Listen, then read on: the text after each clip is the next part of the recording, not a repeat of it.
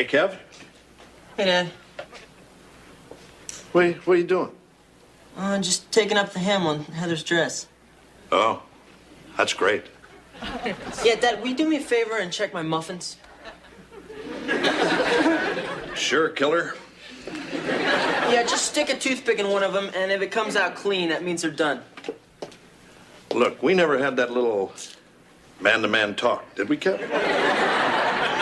Now, Dad, I'm doing this for school. I'm taking home ec. You are? Look, Dad, it's an easy A. Besides, it was either this or wood shop, and I need all my fingers for college. Hey, Mom, I'm somebody famous. Tell me who I am. Raymond Burr. No, I'm William Howard Taft. For our President's Day pageant at school, remember? All right. Gosh, you look wonderful, honey. No, I don't. Nobody knows who I am, and even when I tell them, they don't know. Well, President Taft. Home early from school? Oh, you see, honey, Mr. Belvedere knows who you are. He doesn't count. Mr. Belvedere knows everything. That's true. What's the matter, champ? Wesley's a little upset about his President's Day pageant at school. I got there late, and the only presidents left were Taft and Nixon, and Howie Huffnagel got to be Nixon because he sweats a lot. Well, honey, we're very proud of you, no matter which president you are. Yeah, cheer up, pal. You'll make George Washington next year. I still might get to play Lincoln. Oh, yeah? You know my friend Danny O'Neill, the one you all like so much because he never does anything wrong? Well, he was supposed to play Lincoln, but his parents had to come and take him home. Why? He got caught with this stuff called AIDS. AIDS? Oh, my God. Boy, he must really be in trouble.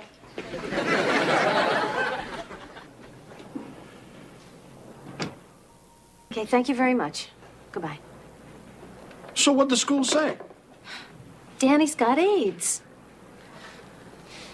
It seems he told some kids on the playground, and they got scared and told some other kids, and Danny's parents were called, and I guess they decided the best thing would be to keep him home until the doctors can evaluate his case. Well, what's he doing with AIDS? I mean, he's just a kid. George, I believe the boy is a hemophiliac. So?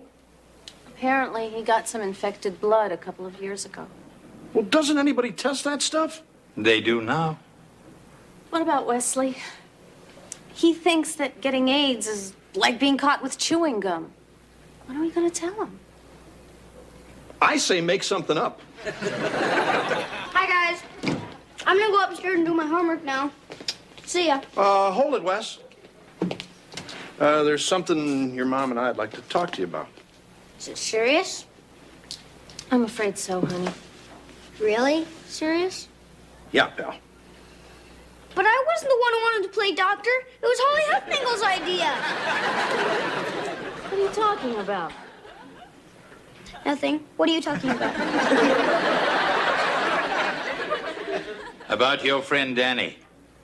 Listen, Wes, this AIDS thing you told us about. Do you know what that is? Sure. I mean, it's real bad, and you get in real bad trouble if you get caught with it. Sort of like shoplifting. That's pretty close. Wes, AIDS is a disease, and your friend is pretty sick. Oh. So when's he gonna get better? Nobody knows, champ. Why not? Well, because the doctors haven't quite figured it all out yet. Do you understand? You saying you might be sick for a whole week? Maybe 2. Boy, no school. Lucky duck. Hey, guys. Hey, Wes. Hey, Wes. Hey, Wesley. I heard you were getting to play President Lincoln now. Yeah. If you give me a bite of your cupcake, I'll free ya. I don't need you. I'm playing Jimmy Carter, so ha. The only reason you're getting to play Lincoln is because Danny got thrown out. Yeah, I know. Anyway, I'm going over to Danny's house later. You guys want to come?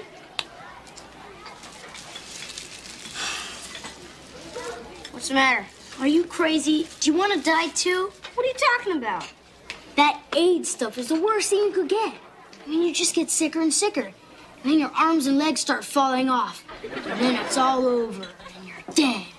Now you're making all that up, Dennis. I am not. My mom told me, and she's a beautician.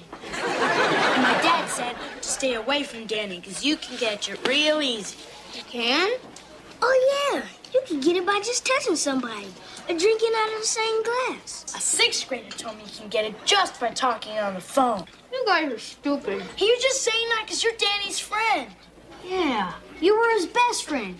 You guys did everything together. So? So you can have the rest of my cupcake. See ya.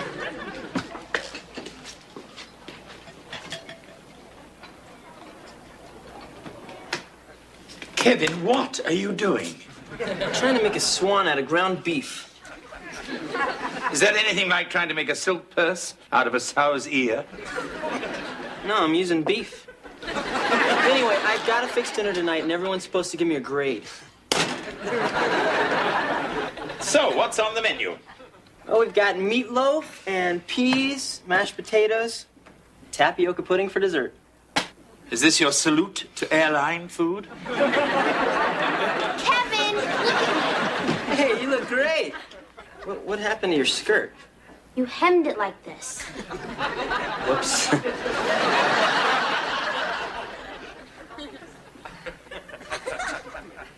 Hi, guys. Hey, honey. Where's Wes? He's been upstairs taking a bath for over an hour.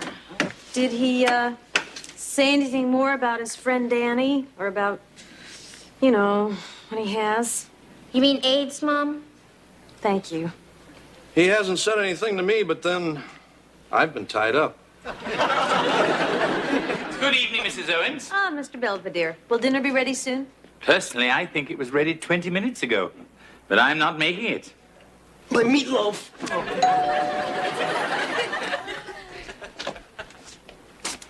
Hi, Mr. Belvedere. Hello, Danny. Is Wesley here? Yes, come on in. Everyone, you remember Wesley's friend, Danny? Oh, hi, Danny. Hi, Mrs. Owens, Mr. Owens. Hiya, champ. How's it going? Well, I got AIDS, but other than that, I'm doing pretty good. Wesley, your friend Danny's here. Yeah, I see. Hi. Hi. Thought you were coming over today. Something happened. Oh, so was school. Okay, we had a substitute.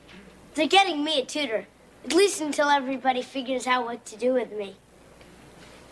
Neat. Don't they let you downstairs? Wesley. Anyway, this is for you. What is it?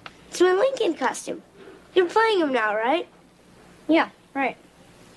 See, it's got the coat and the big hat and the beard and everything. I don't want it. It's okay. My mom washed it. Just stay away from me. Hey, Wes! Leave me alone. Sorry.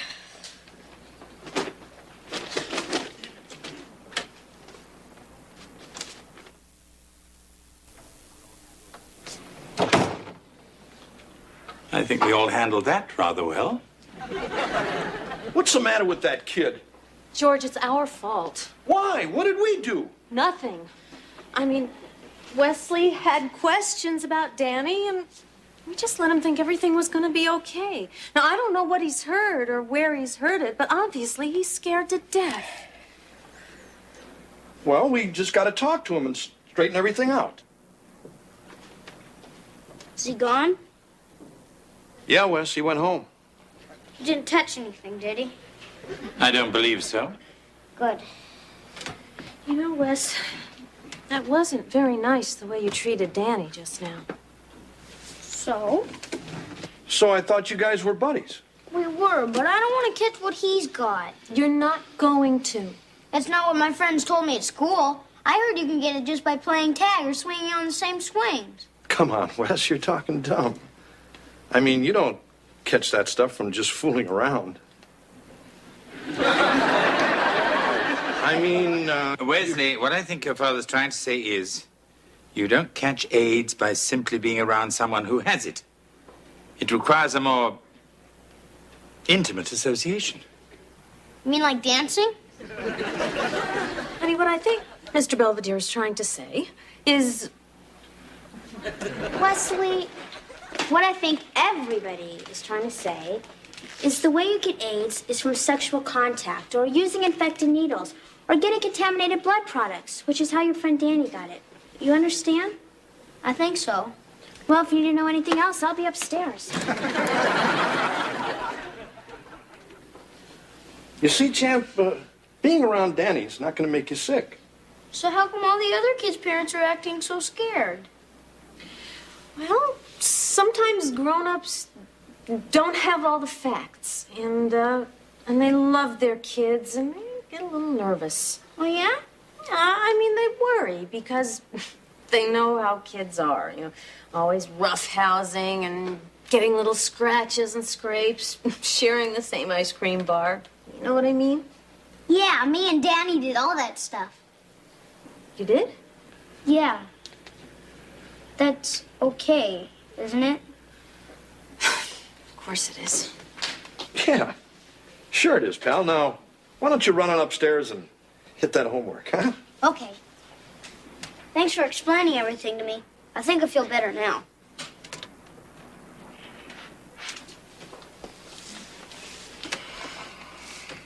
I wish we did. I don't believe this. Problem, George? There's not one thing on AIDS in this whole stupid encyclopedia. George, this edition was printed in 1957. Yeah, well, we should have planned ahead. Look, we discussed all this and we agreed. Wesley's perfectly fine. There's nothing to be concerned about. Hi, I'm back from the library. You find anything out? Yeah, I got a couple of real good things from the Department of Health. Look, it says right here that not one identified case of AIDS infection is known to have been transmitted in the school or daycare setting or through other casual person-to-person contact.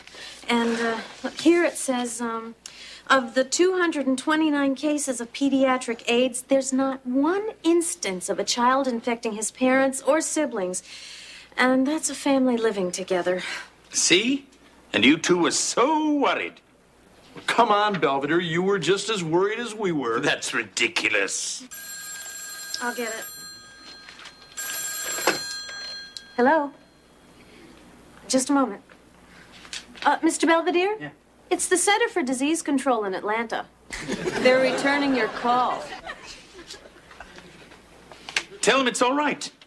I'm over my cold.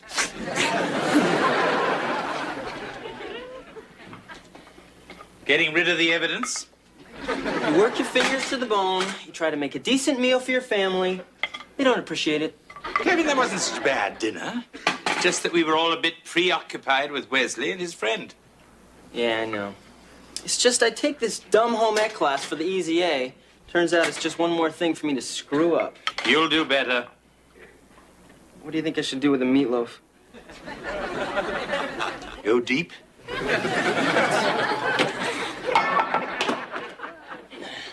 Hey, Mr. Belvedere. Hello, Wesley. Here. It's a $5 bill. Oh, thank you. Is this a gift? Or do I have to keep quiet about something? No, see, there's a picture of Lincoln on it. I figured it might help you for when you're making my costume. Oh. What's the matter with Danny's costume? I just don't want it. Now, Wesley, you've talked to your parents. You know there's nothing to be afraid of, right? Yeah, I know that. Then what's the problem? I don't want to lose all my friends. I mean, Danny doesn't have any anymore, and if people find out I've been hanging around with him, pretty soon I won't have any either. Wesley, you mustn't let what other people think Hey, or I say. don't care what you say or do. I'm never going to see him again. All right, Wesley. Up to you. Anyway, I guess that means you're not going to make my costume, huh? No. I'll take care of it. You will? Mm-hmm. Gee, thanks. I'm back. Kevin, I have a little job for you.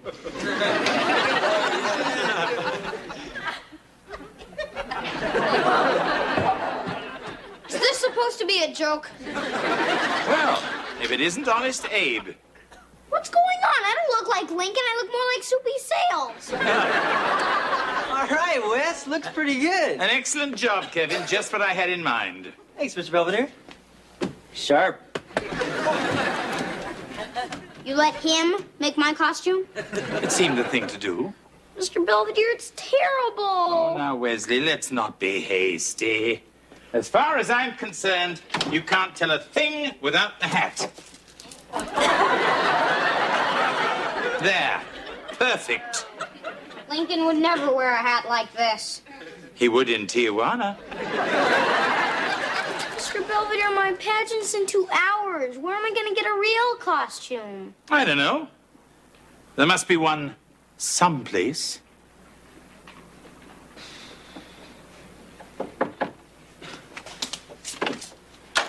Hi. Hi. Came around back like you said. I don't think anybody saw me. Good. Anyway, here it is. Thanks. Hope it fits okay. Don't worry. Well, I'd like to stay, but I really should get going. Bye. It was nice being your friend. Look, I don't like doing this, but I gotta watch out for myself. Anyway, don't get mad at me. It's not my fault you got AIDS. It's not my fault either. Anyway, you better get ready for your pageant. Be a good Lincoln. Hey, wait. Yeah? Wanna come? Huh? Come where? You know, to the pageant. I'm not allowed. We'll sneak in. Just like that time at the movies when we snuck out of Bambi and saw Porky's. Yeah!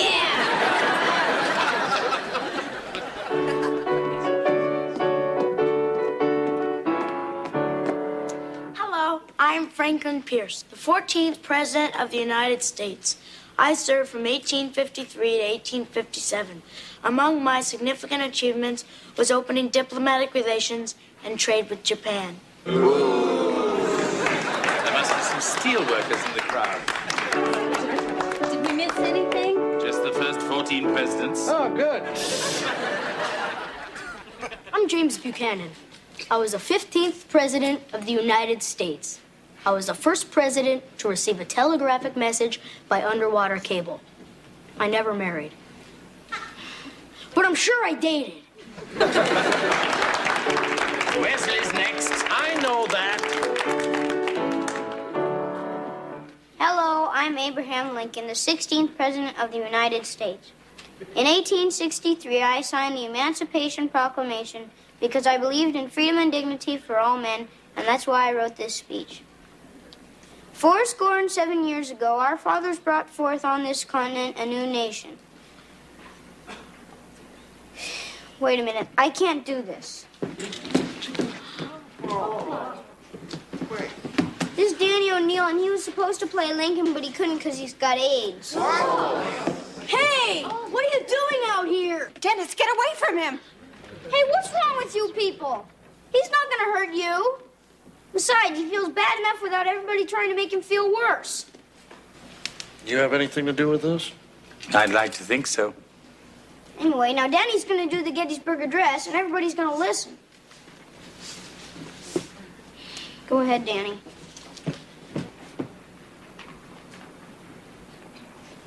What's the matter? I don't know the Gettysburg Address. But I remember something else Abraham Lincoln said before he was president. And I guess I remember it real good. Because sometimes I kind of feel the same way. If the good people, in their wisdom, shall see fit to keep me in the background, I have been too familiar with disappointments to be very much chagrined. Thank you.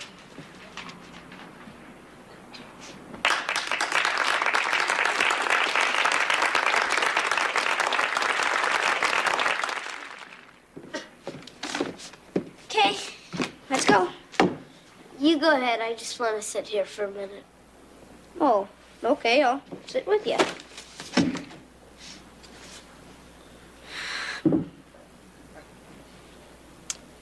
Kind of feels like we're out fishing. Yeah, You know, we could really go if you like. I could get my dad to take us. I've never been fishing. You haven't? Hey, I got an idea. We can make a list of all the stuff you've never done and then go and do it. That's an awful lot of stuff, Wesley. I don't know if I'll have time to do it all. What do you mean?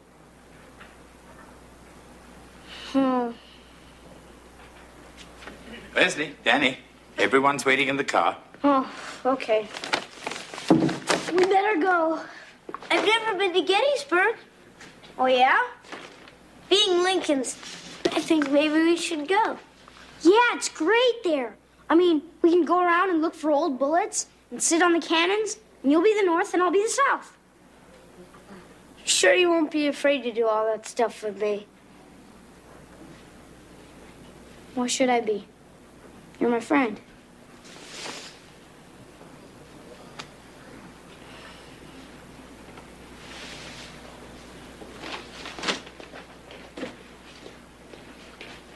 Sorry to keep you waiting, Mr. Belvedere. It was worth it.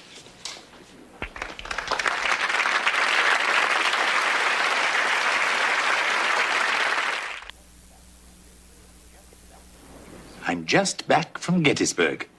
Danny and Wesley had a wonderful day. Then insisted we swing by Funland in Harrisburg.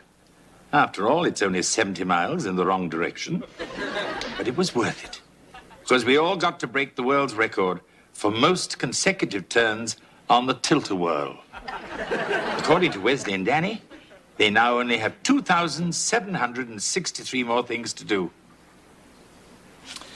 I suppose at this point, I should write something profound about life and death. Do you know something? I'm really not in the mood.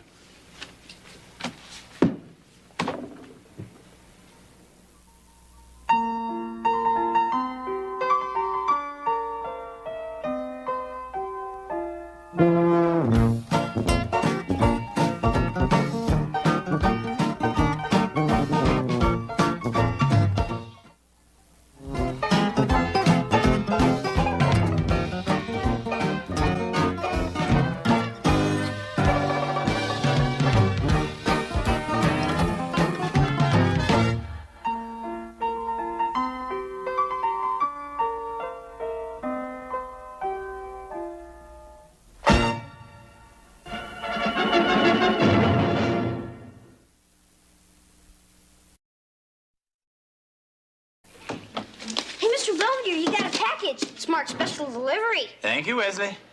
Look at all the stamps. Says it's from Majunga, Madagascar. Yes, I see. Aren't you gonna open it? Oh, in a bit. I could open it for you. No need, but thanks for offering.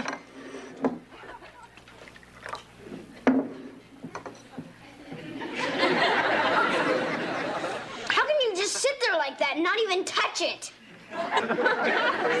Because I know it drives you crazy. I may not open it until tomorrow. I gotta get out of here.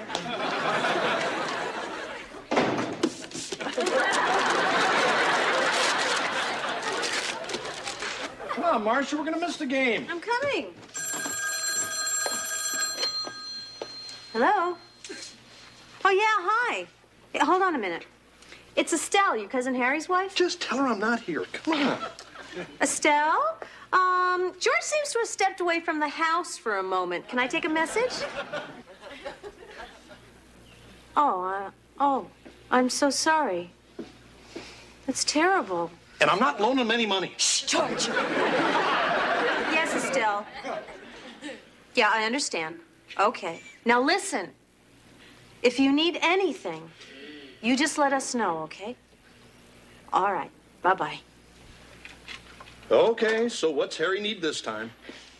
A pallbearer. Huh? You mean Harry's gone? Estelle said he died in his sleep. Well, that's a pretty safe bet.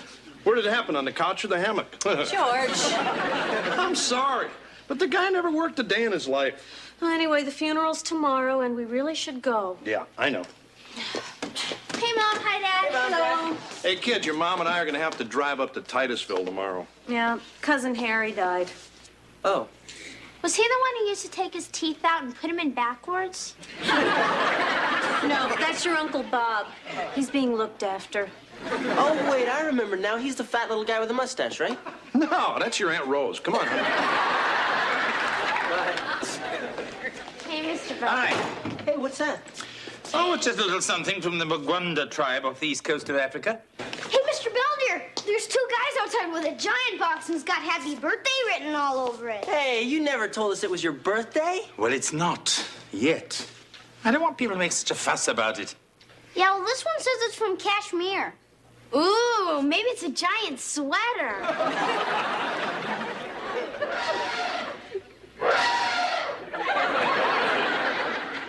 Somehow, I doubt it. Neighborhood is not zoned for elephants. Anyway, Saji will be much happy at the zoo. He was just a baby. He could have slept in my room. Wesley. I would have walked him. Yeah, but what would you have done when it grows up and weighs a couple tons? I don't know. Same thing we'll do with you. So when is it? When's what? Your birthday. I mean, it's got to be soon. After all, you've been here almost a whole year and haven't had one yet. That's excellent reasoning, Wesley. It shows you're maturing. Thanks. So when's your birthday? That's for me to know and for you to find out. Hi, honey. Oh, hi, honey. Harry's service starts at noon tomorrow, so I think we better leave here by 9:30 the latest. Fine. What you doing? Oh, just going through some of our important papers, insurance policies, stuff like that. Nothing on TV? Still said that with Harry dying suddenly, he left their estate in a big mess. What estate? They live in a trailer. George, I just think it makes sense for us to be prepared in case something happens. What do you mean prepared? We don't have a will. I don't want one. Come on, George. Wills are bad luck. You know, sooner get done writing it, somebody's reading it. Hello, is this Madagascar information? I need the number of Jamal Hakim Utu. What do you mean, which one? Wesley, Gotta go now. Bye. what are you up to? I've been calling around, trying to find out when your birthday is. I see. And who else have you been harassing? Well, I called the guy who sent you the elephant, but he was out with some of his wives. And then I tried to call the Queen of England, but they said she couldn't talk because she was on the throne. Wesley, my birthday is my business and none of your concern. Mr. Belvedere, that is not fair. You said your birthday was for you to know and me to find out, and that's all I'm doing. Hello, is this the Department of Immigration? It's tomorrow. Satisfied? I, George Owens, also state if any heir or any person should contest this will or any part thereof, I bequeath to that person the total sum of $1. Now, that's the no contest provision. I put it in case Wesley tries something. Good idea. All right, well, you just look it over, and if it seems okay, we'll have it signed and duly witnessed, and then you're all set to go.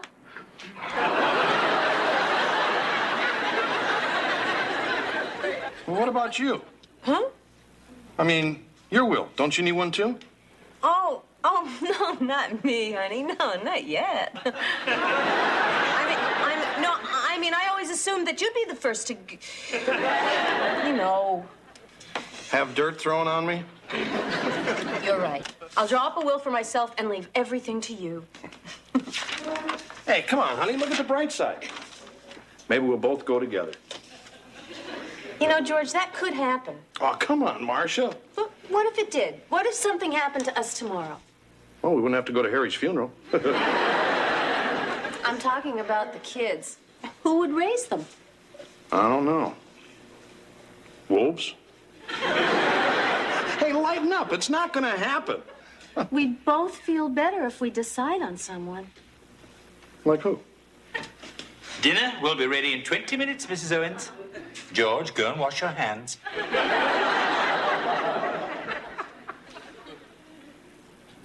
Oh, no.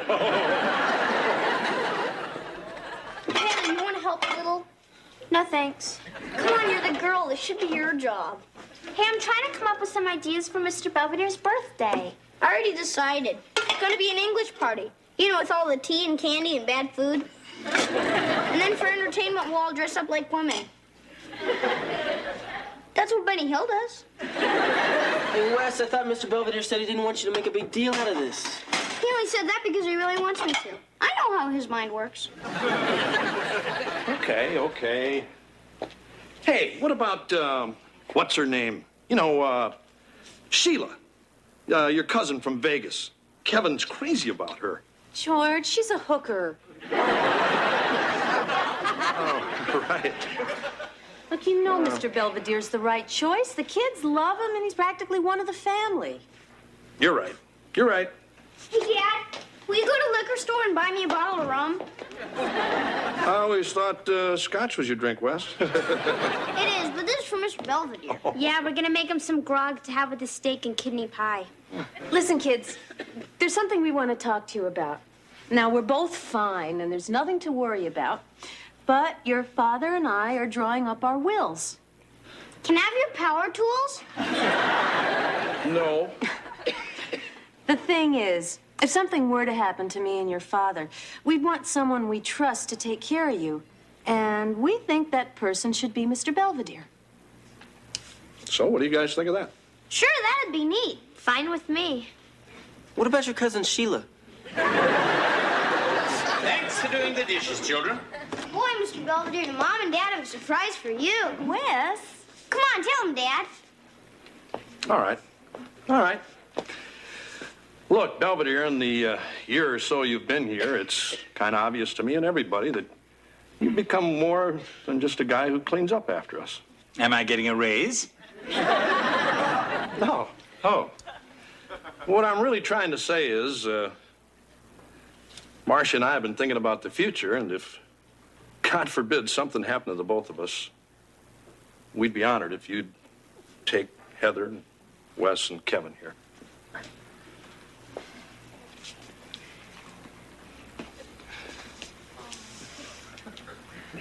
No, thanks.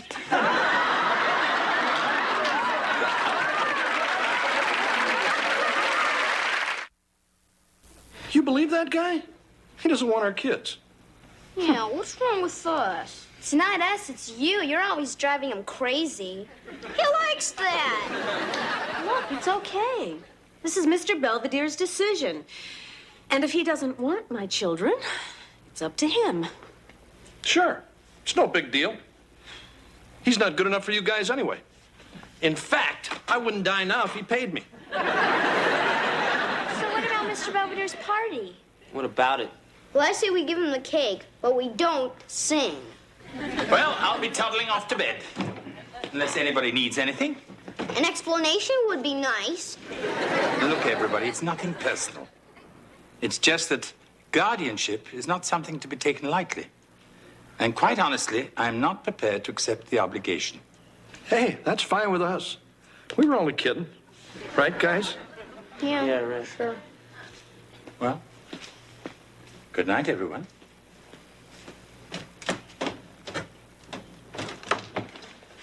Hi, Mr. Belvedere. Hi. Good morning, children. Happy birthday, Mr. Belvedere. Thank you, Heather. That's okay. I got the short straw. Well, what are we in the mood for this morning? Scrambled eggs? A nice waffle? We don't want to put you to any trouble, so we'll just have margarine. Coming right up. Morning. Morning. Hey, Dad, I heard on the radio it's supposed to snow today. Oh, yeah? Think we should take the chains? Oh, they're all tangled up someplace. Okay. Mr. Belvedere, we should be back by 4. See you later, kids. Bye. Bye. Drive carefully. You'd like that, wouldn't you?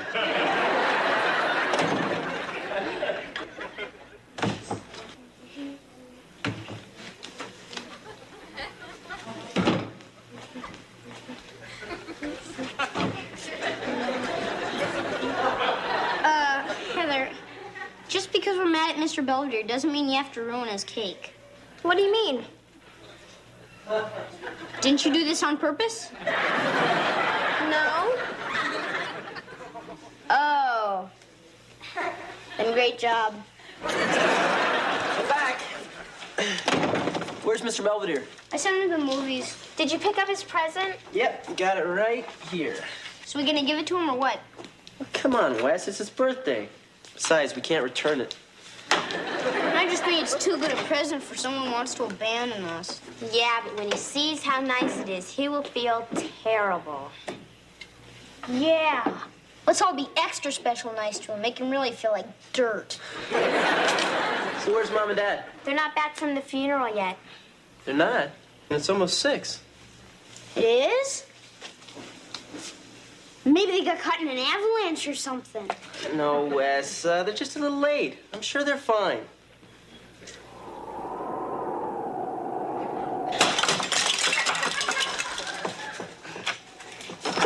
Oh, thank God. I thought we were gonna freeze out there. I'm still freezing. We must have walked 3 miles. See if you can find a light. Oh, forget it, honey. Nothing's gonna work. This place has probably been boarded up for years. Wanna dance? Sure, it must still be open. Hello? Is anybody back there? Don't be scared. We're friendly. Marcia, our car broke down, not our flying saucer. George, cover up that hole with something. Yeah.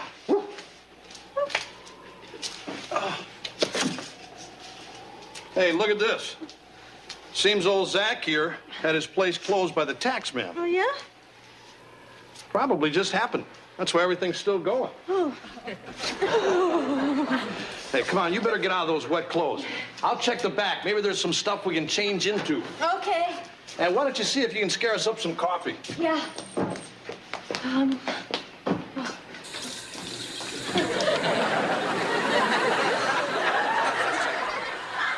No problem. Okay. Okay, I understand. Yeah. Thank you, Sergeant. So what'd the police say? The snow's real bad up north, and there's cars stranded all over the highway. Oh my God, they could freeze to death. Heather. What if they're starving? I mean, I saw this movie once where these people crash in the Andes and they started to eat each other.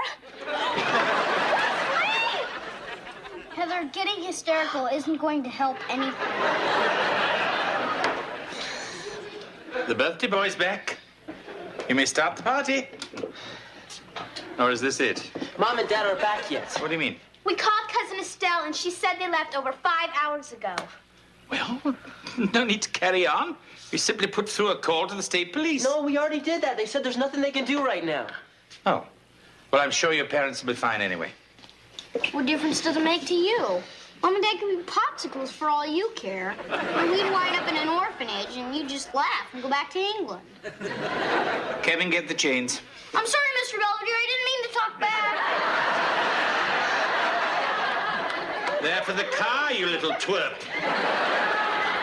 Now let's go and find your parents. Coffee's ready. Boy, it feels good to have some dry duds on there. Hello? Yeah. Hi. Is that the auto club? Yes? All right. We'll be here. They said they'll get to us as soon as they can. Sensational. Did you get through to the kids? I tried, but the line was busy. Then there was no answer. I'm getting a little hungry. How about you? Yeah. Why don't we take a look at the menu? Let's see. Hot roast beef sandwich and mashed potatoes, 69 cents. No wonder the guy couldn't pay his taxes. I want to check the freezer, see if there's something still in there. Okay. Oh, I found some crackers. Hey, this thing is loaded. I'm going to put us on a couple of burgers, okay? All right, but let's keep track of everything we eat so we can pay for it. Fine. Boy, that's really something out there tonight. Give me a cup of coffee and let's take a look at the menu. Hi, Bud. What's good tonight? Roast beef looks good. You're on.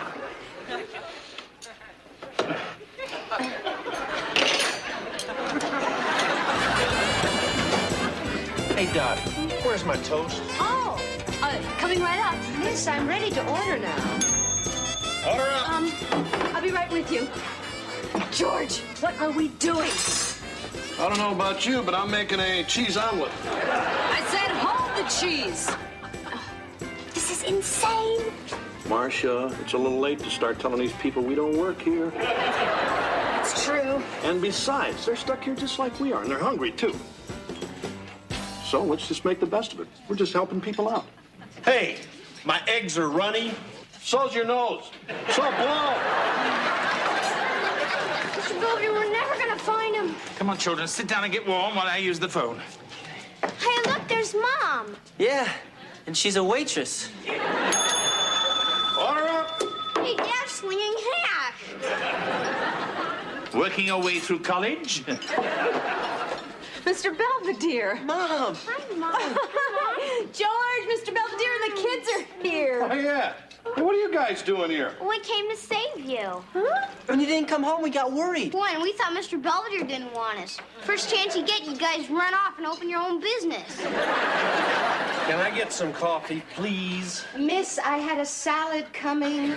We'll talk about this during our break. Come on, Marcia. Come on. Well, the kitchen's all spick and span. Everything's back pretty much the way we found it. Perhaps we better move before we get hit by the after-theater crowd. It's almost midnight. It is? Dad, Auto Club says they got your car out and they're towing it right over. Oh, great. Come on, children, let's get ready to go. Come on, George, let's go and change. Yep. Wait a minute. If it's almost midnight, that means Mr. Belvedere's birthday is almost over. Wesley! I mean, we might as well give him his present. Happy birthday, Mr. Belvedere. We were gonna wrap it, but we didn't. Thank you. It's pocket watch. Yes, I see. Yeah, and there's an inscription, too. To Mr. Belvedere, from Kevin, Heather, and Wesley, your friends forever. You can have that part scraped off if you want. Wesley, have you ever stood on the top of Mount Haltia in Finland and watched the northern lights go dancing in the sky? Neither have I. But according to my schedule, I should have been standing there 3 months ago. What do you mean? I mean, I got shanghaied by a certain family in Pittsburgh.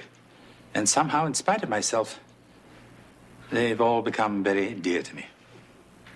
So what you're saying is, you want to go, but you can't because we're all so wonderful, right?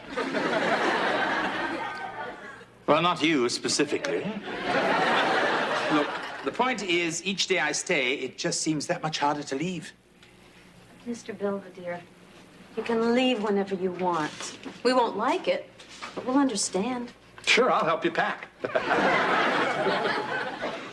It's those snotty little marks I cherish most. Oh, hey, the tow truck's here. Oh, good. Well, just tell him we'll be right out. So that mountain over in Finland, think there's room on top for all of us? I suppose there'll have to be.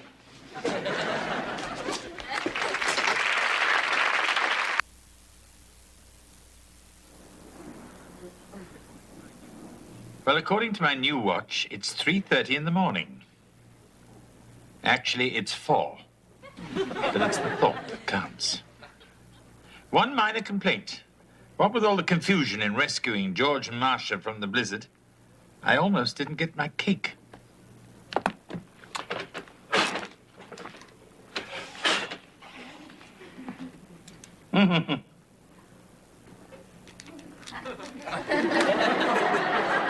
Very funny, Wesley.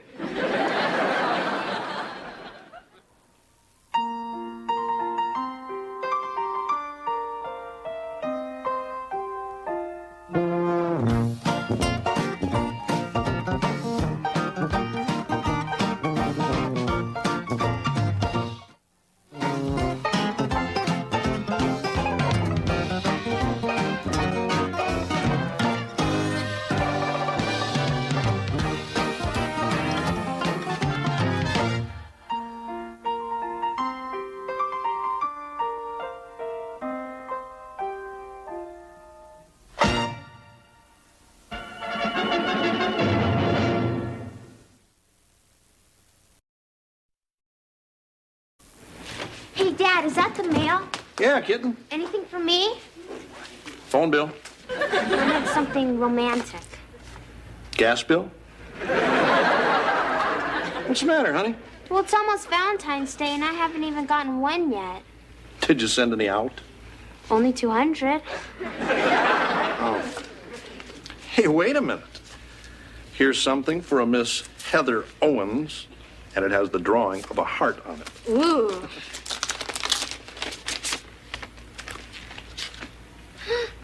Roses are red, your smile is gleaming. It's time to come in for a checkup and cleaning. It's from Dr. Finkelstein, my dentist. Gee, I didn't even think he liked you. I'm back. Well, Kevin, are you a rock star yet? No, I'm not a rock star yet. Sorry. I take it the auditions didn't go too well. I played my drums for 3 different bands. And the first 2 just flat out told me I wasn't good enough. And the third? They wanted me to bite the head off a gerbil. But I wouldn't. Well, at least you didn't spoil your dinner.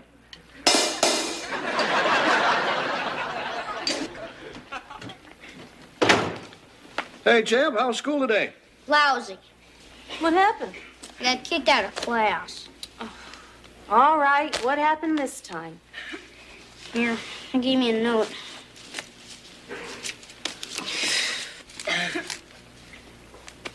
George. How much do we owe? George, they're putting him in an advanced class. Oh, yeah? Yeah, it says Wesley's test scores and academic ability indicate that he would benefit from a more challenging curriculum. They're putting him in a special program. Hey, Jeb, that's great. No, it's not. I mean, with Mrs. Garsola, I can goof off all I want and still do good. We're very proud of you, and we know you're going to do even better. Yeah, sure. Anyway, Einstein, why don't you go on out in the kitchen and celebrate with a big glass of chocolate milk, huh?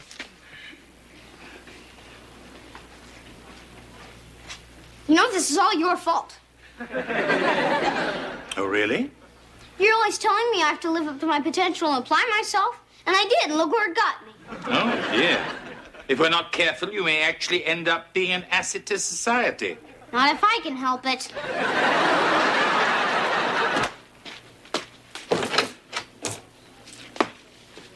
Wesley.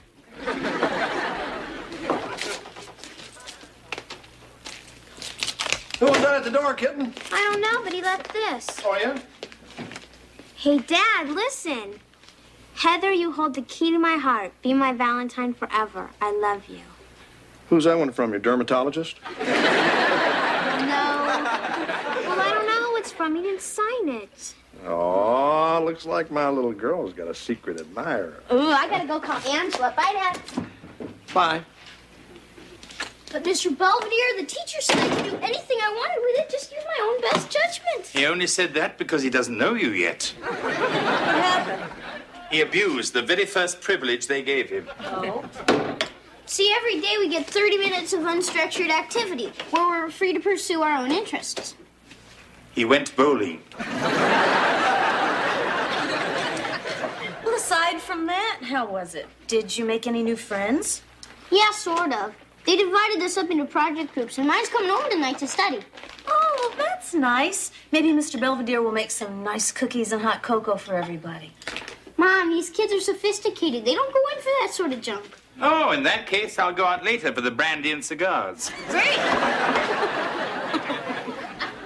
Yeah, that'd be fine. Okay. See you later. Bye. All right. Hey, Dad, guess what? I finally did it. Did what? I finally got into a band. I sent them my picture and a demo tape, and they must have really liked it because I'm hired. Oh, hey, are you guys planning on using the house tonight? No, Kevin. Tonight's the night your mother and I usually go sit in the gutter. What's going on, honey? Ringo here just joined some rock group. Oh, well, that's wonderful. Are they nice boys? Well, I haven't actually met them, but they sounded okay on the phone, and they've been together a long time. What do they call themselves? The Young Savages. Young savages. Sounds like a bunch of guys with zippers in their noses. Honey, very happy that you joined the band. But just remember, as long as these young men are in the house, you're responsible. Oh, I know. And I don't want to see any booze or drugs or smashing guitars Come against on, furniture. Dad, you haven't even met him yet. I know. It's just I've heard what these heavy metal guys are like. Standing on the corner, watching all the girls go. Standing on the corner, giving all the girls the eye. Brother, you don't know. These are the young savages. Yeah, that's Herb Savage and his brothers Bud and Ernie. Stan Young. The girls watching all the girls. Oh, the young savages. I get it. Pretty good, huh? Dad, that's not music, that's noise. Standing on the corner, giving all the girls the eye. Brother, you don't know a better occupation. Matter of fact. Tsuru, did you eat all these marshmallows? You're going to have a tummy ache. I didn't eat him, Mr. Belvedere. I used him to construct the DNA molecule.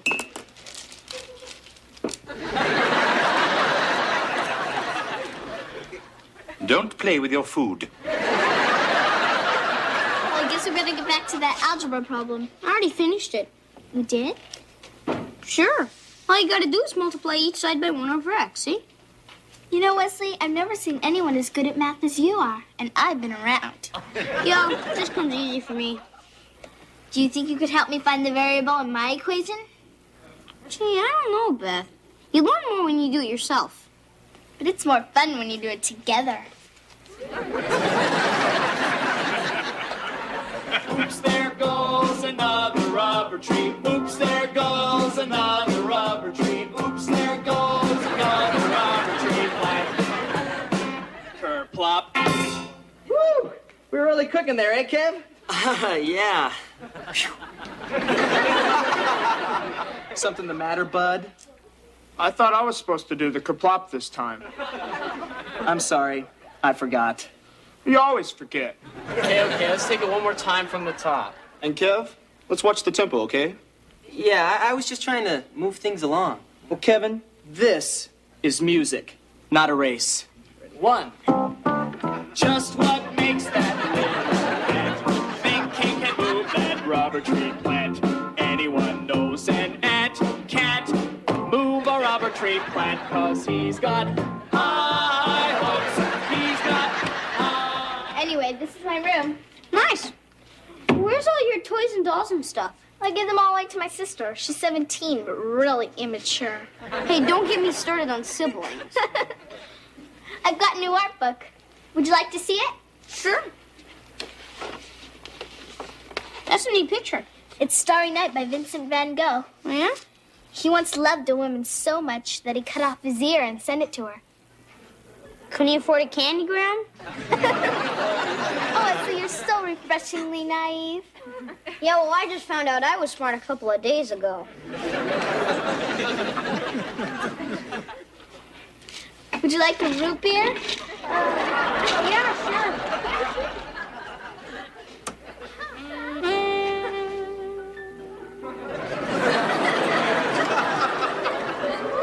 Isn't the music romantic?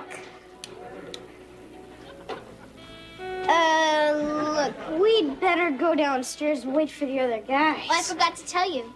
They're not coming. They aren't. My mom's away at her yoga class. It's just you and me. There are people who know I've come here. Wesley. I'll see you later, Wesley.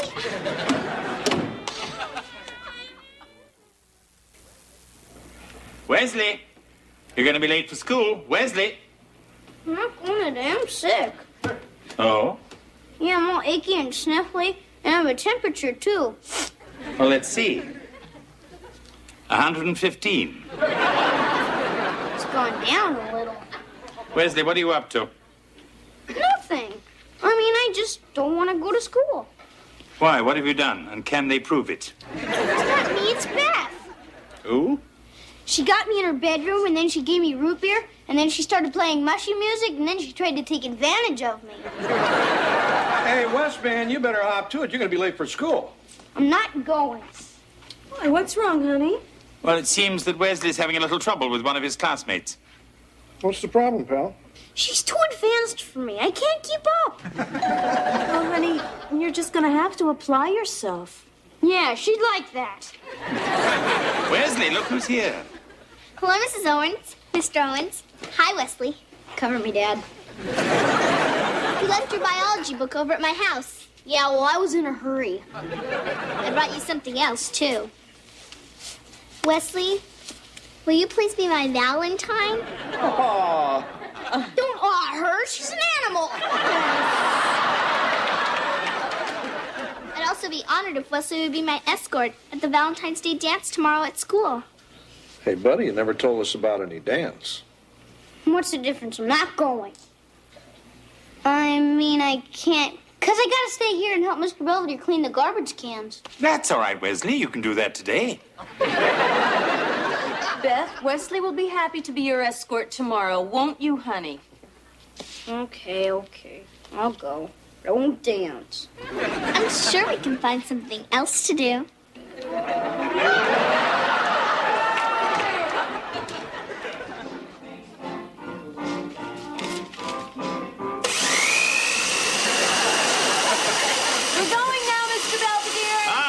Would you be making margaritas? No, but soon.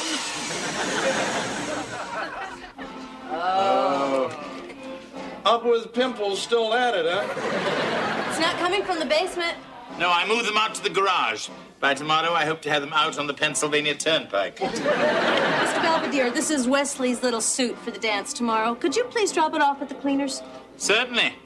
I suppose all the ones on your way to school are closed. I'm sorry, Mrs. Owens. It must be the music. Come on, Marcia. Look,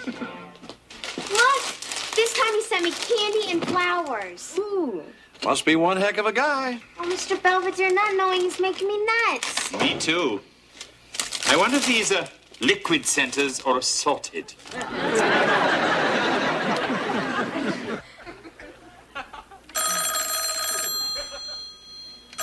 Shut up. Owens residence. Just one moment. Wesley, the telephone for you. It's Beth.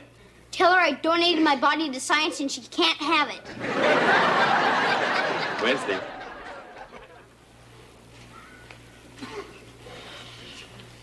Hello? This is he. Yeah, I'm still going. What do you mean you can't wait to get me alone? What for? I don't even know what that means. Would you like a dictionary? What am I gonna do? I can't go to that dance. Wesley, I don't think this Beth is quite as sophisticated as you think she is. Yeah? Perhaps you should call her bluff. Be as brazen as she is. She'll turn tail and run, believe me. Okay, Mr. Belvedere. I'm gonna trust you on this one. Kevin, shouldn't you be out there with the other savages? They want me to yodel. So it's come to that. I didn't want much. I just wanted to be in a real rock band. You know, play a few parties, have a few groupies. Is that too much to ask? It's all I've ever wanted. Look, I've been in this stupid band for 2 weeks already, and I haven't done anything. I mean, it's kind of hard to rock out to Home on the Range. Hey, come on, Kev. We're practicing How Much Is That Doggy in the window. What do you need me for? Somebody's got to bark. That's it. I quit. Oh, no, Kevin, you've got to start somewhere. Besides, perhaps when you've got a gig or two under your belt, you'll start having a lot more fun. Are you kidding? Who's gonna hire a band like us? How much is that doggy in the window? The one with the waggly tail. How much is that doggy in the window? Why do I have to be here? Your brother's band is playing. So the whole family has to suffer? That's about it. But what if my secret Valentine calls? I mean, I was sure he was going to come up to me at school today, but nobody did. And Valentine's Day is going to be over in a few hours. Come on, Heather, cheer up. maybe Mr. X will show up here tonight. Yeah, sure, Dad. May I have this dance, please? You never know. Well, Mrs. Owens, Mr. Owens. Hi, Beth. Haven't seen Wesley. He's still coming, I hope. Yeah, he'll be here in a few minutes. Mr. Belvedere's bringing him. He's lucky to have two such charming parents. Thank you, Beth. And I can see where he gets his good looks and rugged manliness. Well, ciao. Nice kid. I do hope that doggy's for sale.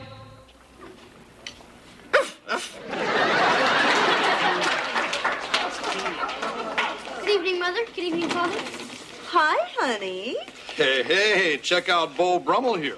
Got your yacht parked outside? Terribly amusing. Quite. Now, if you'll excuse me, I feel like mingling. Don't worry, it's only temporary. These things are such a bore, don't you think?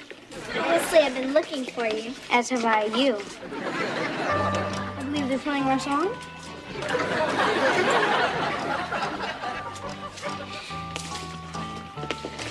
That's real interesting with Suru. Tell me more about nuclear throwaways. I'm sorry. Mind if I cut in? Sure. Thanks, Dad. Hey, kitten. May I say that you look very handsome tonight? Sure. Go ahead. Wesley, what's happened to you? You seem so different. I hope we don't frighten you. Oh, no. Well, good, because I was thinking maybe after the dance we could slip away in my treehouse. All by ourselves? Sure. It's got a wonderful view. On a clear night, you can see the Toys R Us. So what do you say to that? I say, let's go. Mr. Belvedere. Sorry. Looks like your brother's doing okay. I'm glad somebody is. Hey, come on, honey. I'm never gonna find him. Oh, I don't know. Maybe your mystery man's just waiting for the right moment. You know, like when you're both out on the dance floor and he's holding you in his arms. Like now. Huh? You hold the key to my heart. Be my Valentine forever. You mean you're the one that sent me the card and the candy and the beautiful poem? Your old pal. What's the worst thing anybody's ever done to me in my entire life? Having fun? Thanks, kids. Thanks. And here's one you grown-ups might remember. It goes a little something like this. You ready, guys? 1. Standing on the corner, watching all the girls go by. Wesley, I don't understand. I thought you wanted to be alone with me. I changed my mind. Why? Was it something I said? It's everything you say. You scare me. I don't mean to. It's just every time we're together, I feel funny inside. I mean, like when you get car sick? I guess so. And I guess I was hoping you felt the same way. Well, it's funny consolation. I do feel a little nauseous. You mean it? Well, look, it's just you're the first boy I ever really liked. And I just wanted to prove it to you in more than words. All right. Go ahead. Get it over with.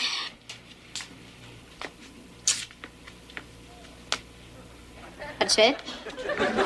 Sure. What else is there? Well, I don't know. There must be something. Wesley, we're only 10.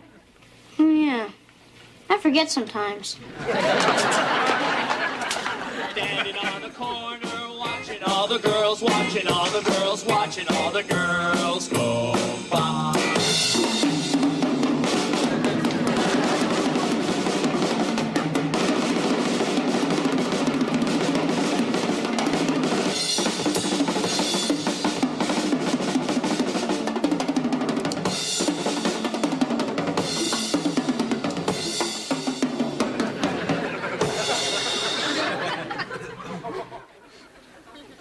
Sorry. You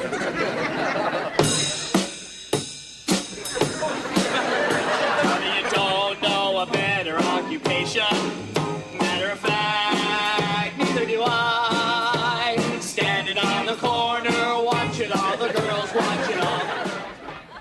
Belvedere. Wesley, I thought you were in bed. I was, but there's a piece of pie down here with my name on it. Not anymore. So listen, I just wanted to thank you for helping me with Beth. You know, giving me that advice. Wesley, my advice was terrible. So what? Things worked out okay anyway. They usually do. And it's okay you ate my pie. I'll just have a piece of Heather's candy. Not your night, is it?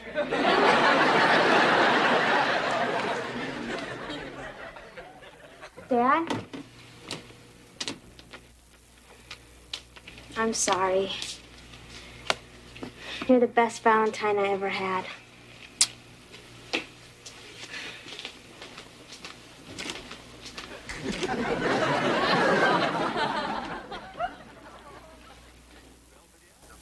If I may permit myself a few Valentine's Day thoughts. Heather has realized that, disappointment aside, her heart does indeed belong to Daddy. Kevin has been notified that the young savages will henceforth be playing to the beat of a different drummer. As for Wesley, I can only hope that his first kiss was as memorable as mine. So long ago. Maggie, you vixen.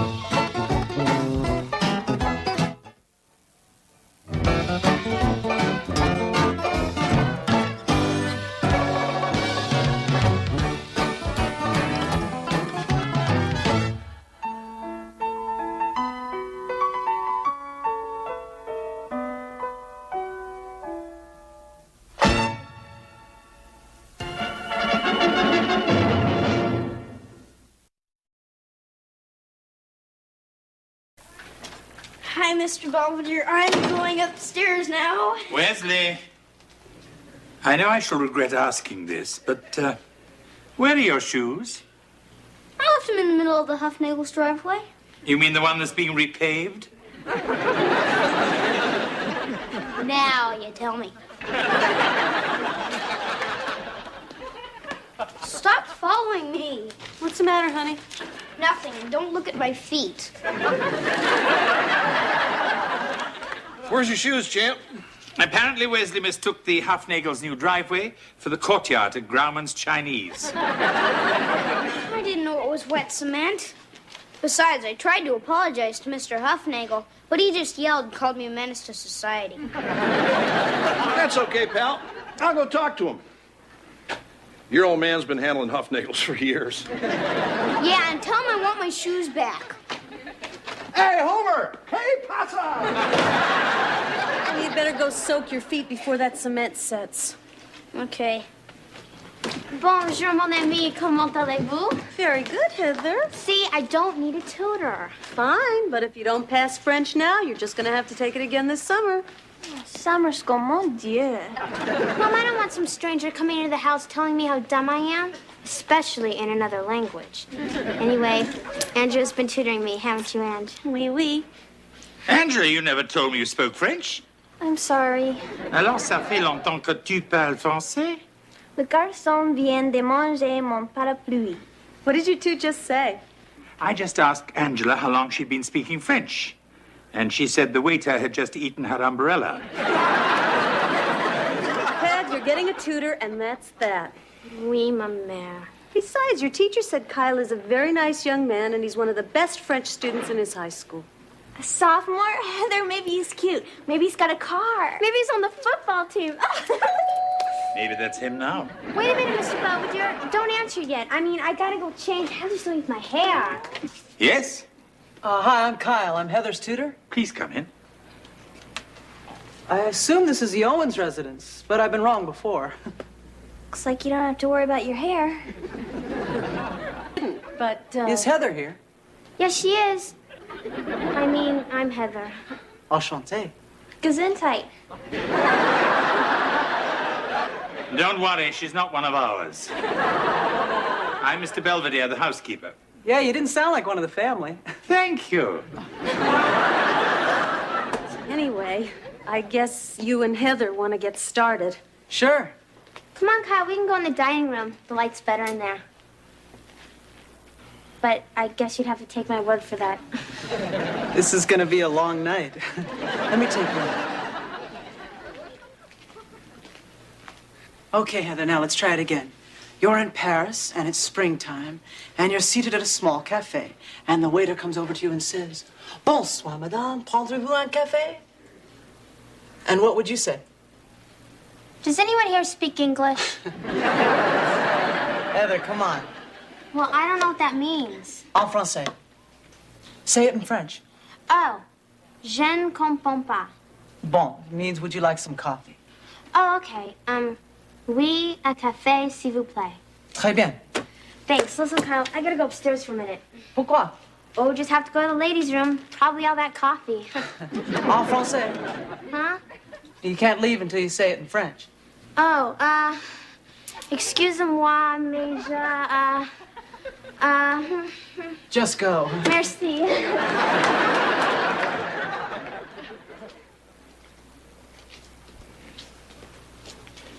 Mrs. Owens, what are you doing? Making a salad. I was going to do that. Oh, that's okay. I've been studying for the last 4 hours, and I was really in the mood to do something mindless. Oh. I'll be over in the corner then. Coloring. Stupid Huffnagels! See, you got Wesley's shoes back. Did you trade them for your own? How was I supposed to know they repaved the front steps? Uh-oh. I mean, Homer comes out and starts screaming. I thought your kid was a bozo. Now I know where he gets it from. I mean, do you believe he said that? Yeah, well, just wait and see what happens the next time that stupid dog of his comes sniffing around our lawn. I'll tell you, I'm going to do something that... Don't get yourself all worked up. Homer just lost his temper, and I'm sure he feels real bad about the whole thing. Yeah. Is there a problem with the Huffnagels? Kevin, what happened? I was just walking by, and Homer says, "Hey, there's another one," and they turn the hose on me. This is serious. They're starting to attack civilians. Honey, get out of those clothes before you catch pneumonia. Yeah. That's nothing. Wait till you see what the Huffnagels catch. Who are you? Oh, I'm Kyle. I'm Heather's tutor. Oh, I feel sorry for you. Because I'm blind? No, because you're stuck with my sister. You must be Wesley. So you're really blind, huh? Yep.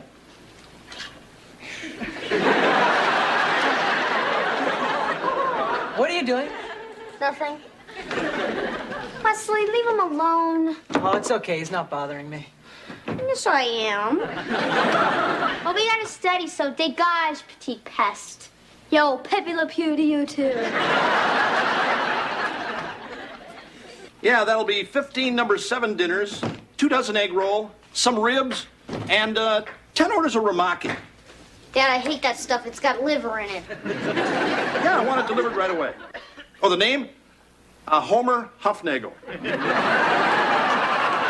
202 Spring Valley Lane. Looking forward to it. Getting even with the Huffnagels, huh, Dad? Just a little prank I used to pull in college, Wes. Pretty funny, huh? Not bad. I usually order furniture. All right, Wesley, you've had enough fun watching your father sink to your level. Now, take out the garbage. Okay. Hey, Dad, I could dump this junk on the Huffnagel's lawn if you want. Nah, that's okay, Wes. But it was a lovely thought.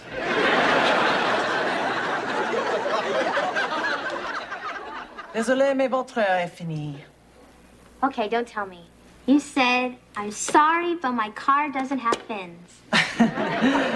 Close. No, I said our time's up. Oh, okay. I learned a lot today. Hey, that's great. So when do we get together again?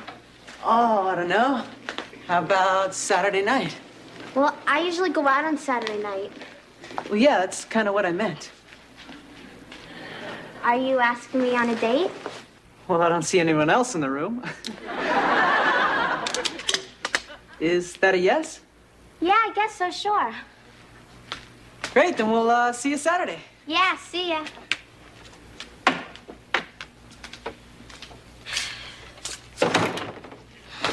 What'd I just do? Don't move. I want to practice my knife trick. Hop! Go ahead. What's the matter, Heather? I told Kyle I'd go out with him. So? So what'd I say yes for? Where are we gonna go? What are we gonna talk about? This date is gonna be a disaster. Heather, your dates are always disasters. Well, that's true. The point is, do you like Kyle? Well, yeah. And he seems to like you. Yeah, I guess. Then there should be no problem. He's like any other boy. Yeah, right. Who knows? Maybe it won't be such a disaster. Let's not get ahead of ourselves. Honey, you coming to bed? In a minute. I just want to make sure Heather gets home all right. George, Kyle promised he'd have her home by 11. All right. All right. Oh, by the way, is everything all settled with the Huffnagels? Huh? Well, I waved to Hortense today, and she did something back, but I don't think it was a wave. Don't worry, honey. I settled everything. Who's that? Hey, maybe Heather forgot her key.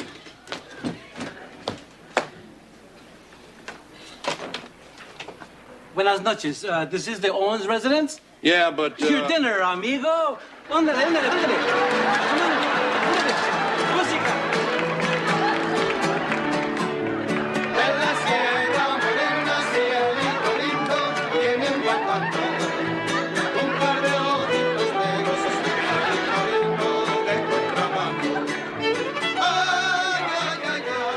I had a real nice time tonight. Yeah, going bowling was a great idea. Well, you only liked it because you won. So, you gonna ask me in, or am I in already? Oh, sure. Come on in. We can listen to MTV or something. Do you smell nachos? Why don't you sit down and I'll go get us some drinks. I guess you're not thirsty. Can I ask you a sort of personal question? Sure. What do you look like? Gee, I don't know. I've got brown hair and my eyes are hazel. That really doesn't help me a whole lot. Do you mind if I feel your face? Huh? Oh.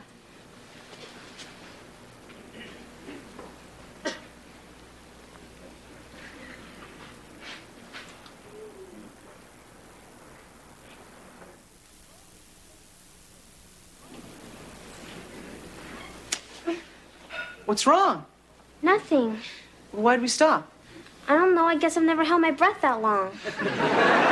You want to go for the record? I think I'd better go get those drinks. Are you mad at me? No. Is it because I'm a better bowler? No. Is it because I'm black? Kyle, you're not black. I'm not? Cut it out. Look, you're a real nice guy, but don't you see? No, I don't. Is that the problem? Oh, no, of course not. Are you sure? Sure, I'm sure.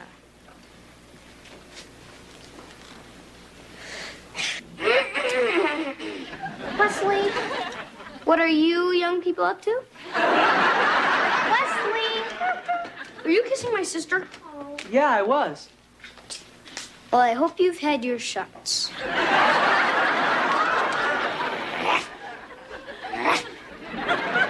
George, this stupid feud with the Huffnagels has gotten completely out of hand.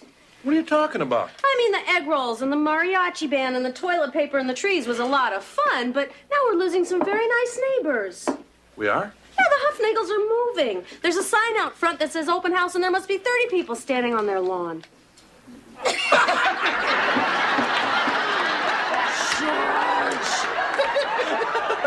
Will you please take that sign down right away? What kind of example are you setting for your children? It was his idea. Come on, guys. Let's go do what your mom says. Hello? No, this is not Monique's house of pain. I wish we thought of that.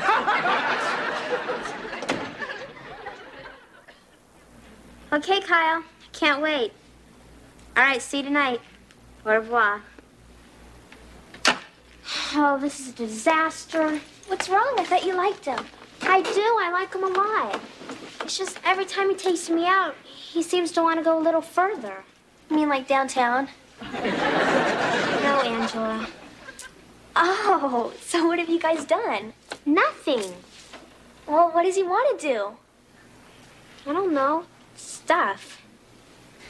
You know, when you think about it, the whole thing's really very romantic. Just like an officer and a gentleman. Huh? I mean, except you don't work in a factory. You're failing French. And Kyle's not in the Navy. He can't see. The thing is, I like Kyle. But I'm afraid if I don't do something, I might lose him. I mean, he might think I'm saying no because he's blind and get real upset. I heard guys who aren't blind get pretty upset, too. So what am I gonna do? Well, Heather, I think you should do whatever your conscience tells you to.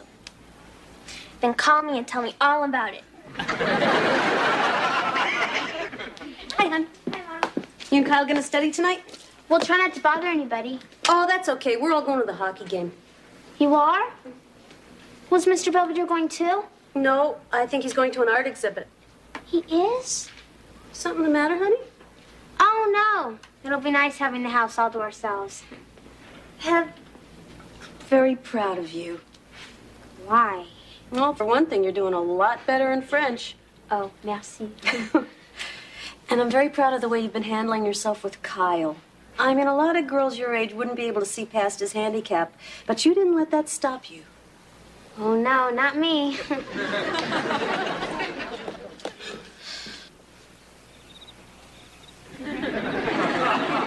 It's pretty quiet over there. Let me take a look. No lights are on. Maybe the Huffnagels aren't home.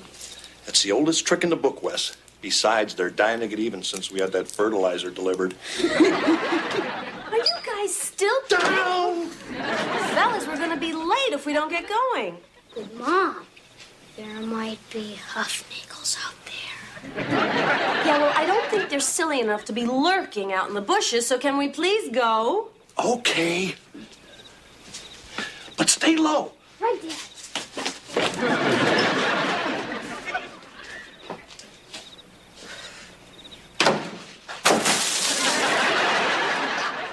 Yeah, Angela, everybody's going out tonight, and it's just gonna be me and Kyle. No, I don't know what I'm gonna do. No, you cannot stay on the line and listen. Heather, I'm going. Bye. Everyone leave for the game? Yeah, they left a few minutes ago. What are you, Kyle, up to tonight? Oh, nothing. We just figured we'd stay home and really hit those books. Big test coming up? Yeah, sort of. Everything all right between you and Kyle? Yeah, sure. I like Kyle a lot. Good. Oh, and Mr. Belvedere? You were right about him. I was? He's just like any other boy. Good night. Good night, Heather.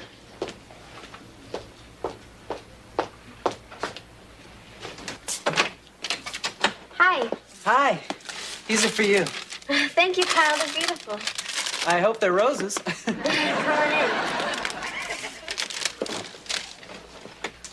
Hey, it's awfully quiet around here. Yeah, everybody left. You mean we have the house to ourselves? Looks like. That's great. Forgot my keys.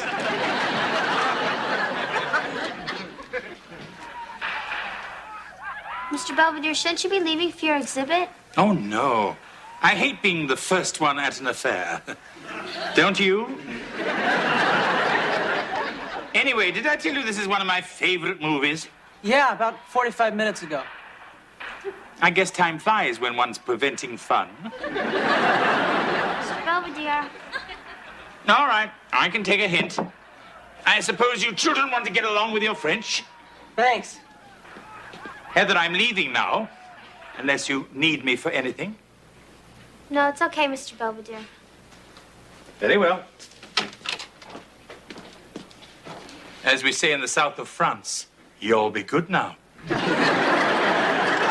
Well, I guess we better get started. Sounds good to me.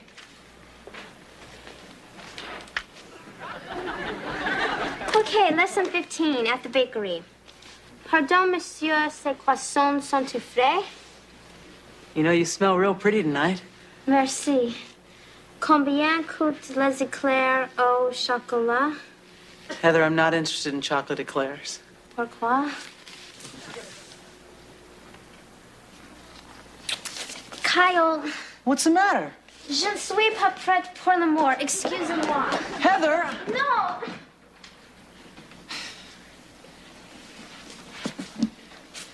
You know, your French is getting much better.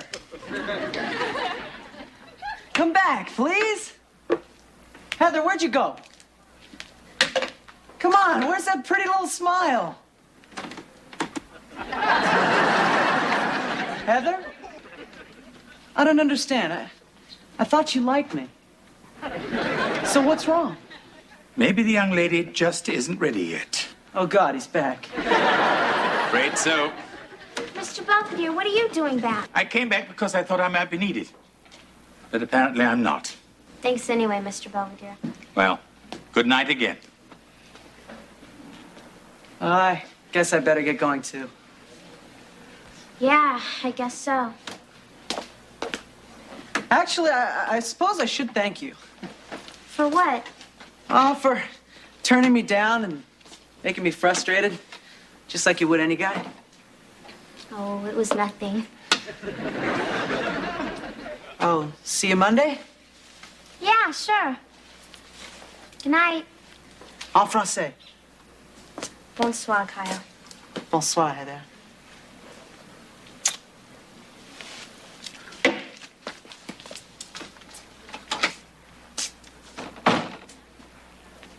Good night, Mr. Belvedere. I was just leaving. Yes, that is the most sensible thing to do. I quite agree. Just a moment. George, I have Homer Hufnagel on the phone. Why? I proposed a truce. What? I think this silliness has gone on long enough. And Homer has agreed to cease hostilities effective immediately. What are you gonna do, Dad? Honey? Okay, tell Homer that's fine. Homer, it's agreed. The war is over. Ah, nuts. Hey, it's okay, champ. We still came out on top. We got him last with that insurance salesman we sent over. Remember? Yeah. Maybe I'll go over and tell Homer there's no hard feelings. An excellent idea, George.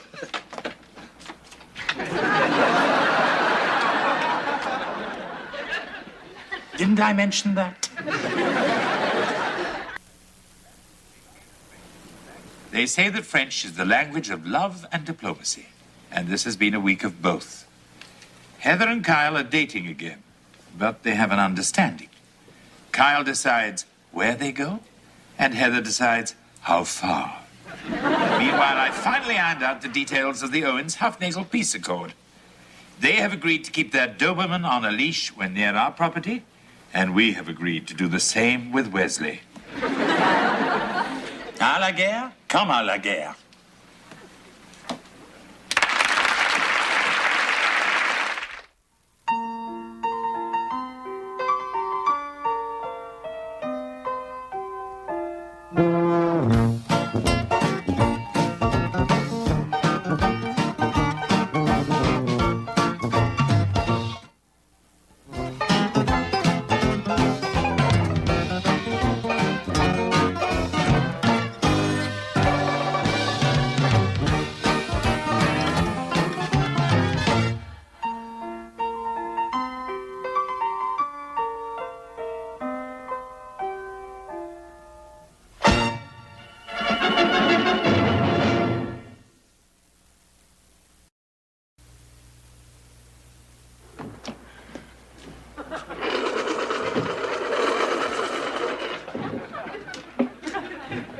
Kevin, what are you doing? Oh, I'm getting ready for my college entrance exams. I'm taking the SATs this Saturday, and they told us we have to bring our own pencils. I may be old-fashioned, But wouldn't it be more helpful to study? Yeah, but I'd rather do this. Morning. Morning. Well, and what are we in the mood for this morning? A good night's sleep. I thought you two turned in early last night. We did. Yeah, that was our mistake. So how's the studying coming, Kev? Oh, pretty good. Come on, Marcia, we're going to be late. Well, you keep it up, because those tests are very important for your Yeah, future. I know. Because if I don't get good SATs, I won't get into a good college. And if I don't get into a good college, I'll never get a good job, right? That's right, so you better be prepared. Believe me, Mrs. Owens, when they say pencils up, Kevin will be more than ready.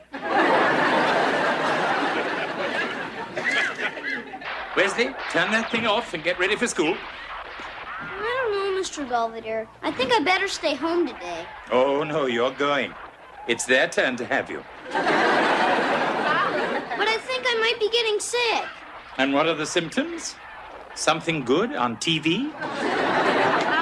Or didn't you do your homework? Maybe I didn't do my homework. But that's because I felt bad last night, too. Come on, Wes, are you still fooling around? No, he's quite finished. Upstairs, Wesley, and get into your school things. I don't have to. I had a feeling it would turn out like this. Home. Where have you been? At the movies. Hi, Mr. Belvedere. What's going on? Here, honey, you just keep this under your tongue, okay? Wesley got real sick at school, and the nurse tried to call here, but I guess you were out at the market. Okay. Anyway, they called me out of a lecture, and I went and picked him up. Well, I'm sure it's nothing serious. Probably too many cookies. Let's see. 102? Oh, you poor baby. Oh, honey. Honey, go upstairs, get under the covers, and I'll go bring you some nice hot soup. Okay. Too many cookies? I think not. I apologize, Wesley. That's okay. I know how I can be sometimes. It's a little late for that. How's he doing? Poor little guy. I tried to perk him up with a couple of sports stories, but he just laid there in a daze. Isn't that the typical reaction? What's that? It's Wes. I guess he needs something. Where did you get that bell? I'm coming, Wesley. Hi, Mom. Hi, Dad. Hi, honey. Uh-oh. Girlfriend alert. This is Rachel Kenning. Hello. Happy Thanksgiving. Dad, she's not a pilgrim. She's Amish. Oh, right. The folksy people with the buggies and stuff. I'm sorry. It's okay. Have a seat, Rachel. So, honey, where did you and Rachel meet? Oh, I was coming out of the big library downtown, and I saw her wandering around, lost. I was on my way back from visiting relatives in Ohio when my bus left without me. I didn't know they could do that. Anyway, Dad, the next bus back to Lancaster isn't until tomorrow morning. My family's expecting me tonight. They're going to be very worried. Well, that's okay, Rachel. Just give him a call. Phone's right over there. Oh, no, thank you. What's the matter? We're not really ones to go in for worldly innovations. You know, Dad, modern stuff like electricity, appliances, zippers. All right. Hey, but it'd be okay if I call for you, right? Sure. I hope you know someone else who's got a phone. What is this magazine? We call it TV Guide. It tells us what programs there are to watch on TV.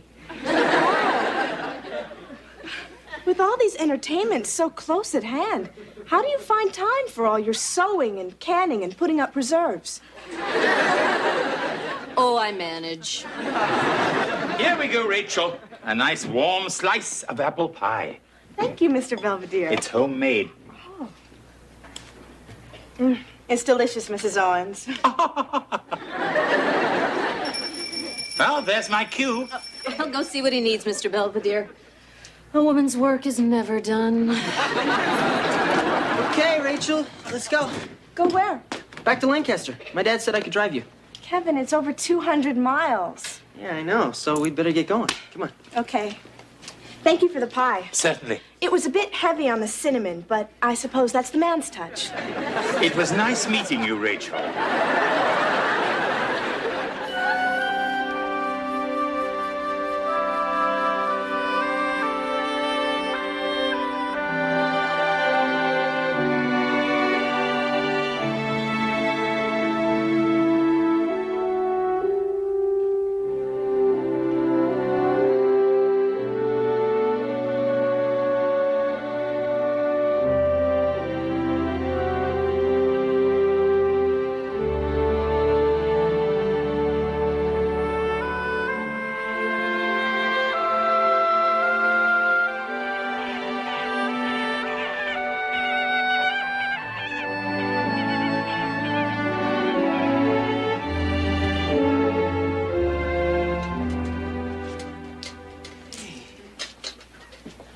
Wow, this is great.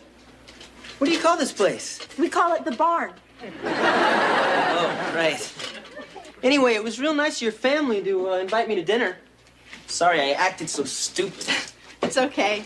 My mother thought it was funny when you said, "Would thou please passeth me the potatoes?" Yeah, your 13 brothers and sisters got at the big kick out of it, too. So, do all your people have such large families? Mm-hmm. It gets the work done. Besides, there's not much else to do around here but have big families. Nice horsey. Oh, this is old Jack. He's almost 19. He took care of the plowing for a long time, and now we take care of him.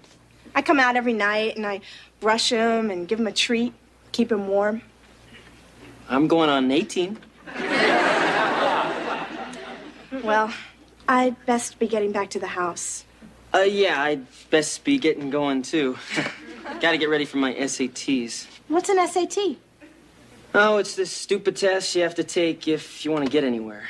We're lucky. We don't have tests. But then we don't have anywhere to get. Right. Anyway, I want to thank you again for all your help. Most people wouldn't have gone to all that bother. Oh, no, I didn't mind. I had a great time. Me too. I mean, it was something different. Yeah, for me too.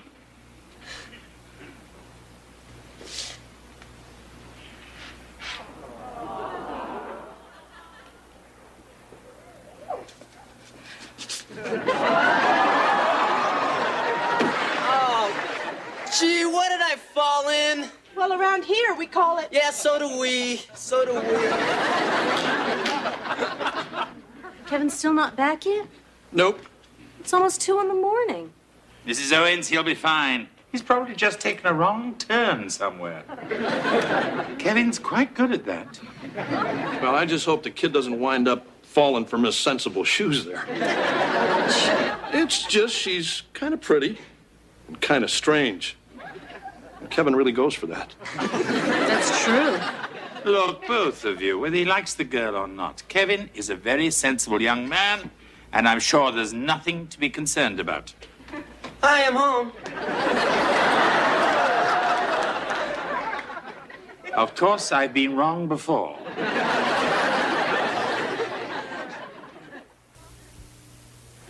Well, honey, we were just getting a little worried. Oh, I'm sorry. They asked me to stay for dinner, and I guess I just lost track of time. Did you enlist? No, I kind of messed up my own clothes when Rachel and I were rolling in the hay. What's going on? Honey, what are you doing up? Well, I wanted some ice water, but somebody took my bell.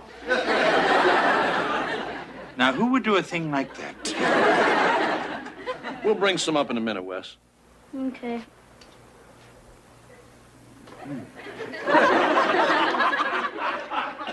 Am I delirious or is Kevin a rabbi? No, you're delirious, champ. Your brother's fine. Okay. You You are fine, aren't you? Oh, yeah, sure, Dad. It's just going there is like going into a whole different world. I mean, fresh air and windmills and horse-drawn buggies. Did you know they make their own root beer? Great, Kev. Well, good night.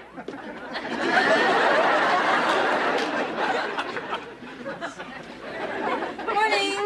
Morning, everyone. Isn't Kevin down yet? I'll let him sleep. He's probably bush from last night. Good morning, everybody. Kevin, we thought you were still asleep. Nah, just thought I'd get some chores in before breakfast. Huh? Chopped us up a mess of firewood. Looks like we're in for quite a cold spell. Mess o' firewood?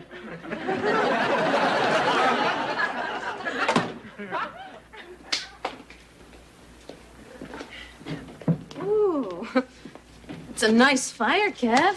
Yeah, well, it hardly makes sense to waste money on heat when we've got a perfectly good fireplace. Hey, Kev, when you fell in the hay last night, you didn't hit your head or anything, did you? Yeah, I guess I kind of did.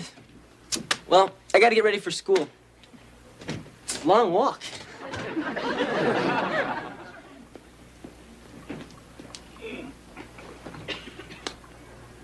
Mr. Belvedere, I'm ready for my lunch now. Mr. Belvedere, report to my room. Please. Wesley! What's the matter? Can't you hear me? Wesley, where did you get that thing? Dad gave it to me. Oh. May I please see it for a moment? No, you're just gonna hide it. I'm not going to hide it. I'm just going to back over it with the car. I wouldn't have to use it if I could stay down here. It's lonely upstairs. All right, Wesley. You can camp out on the couch. Thanks. But just keep covered up, and I'll go and fix you a sandwich. Okay. Some bologna would be nice. Hey, champ. Hey, Mom. Hi, Dad. How's everybody's day? Fine.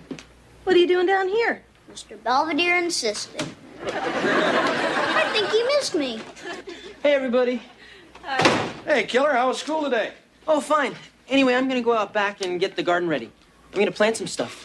See? I got rhubarb.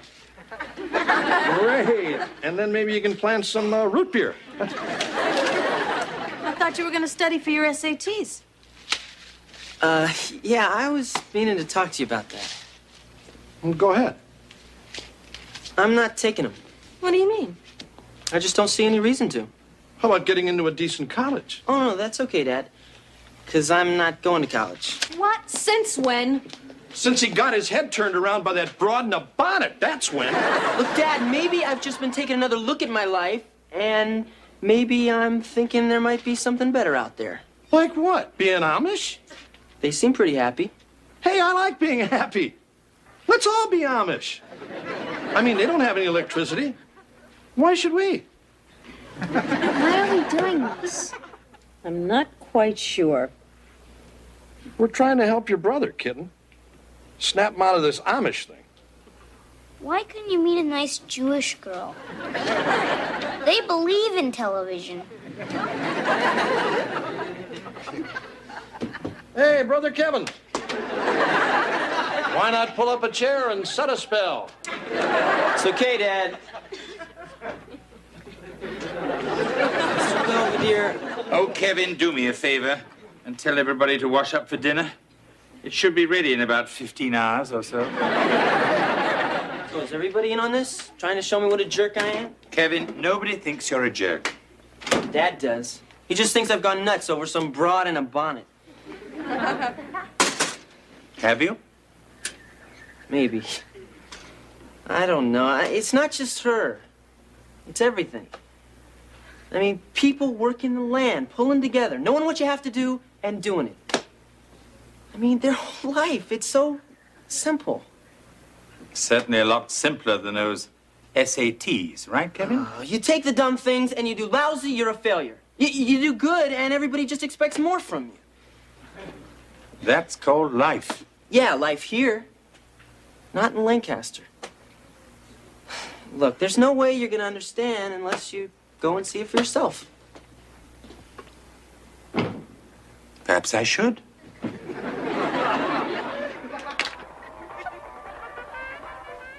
Hello?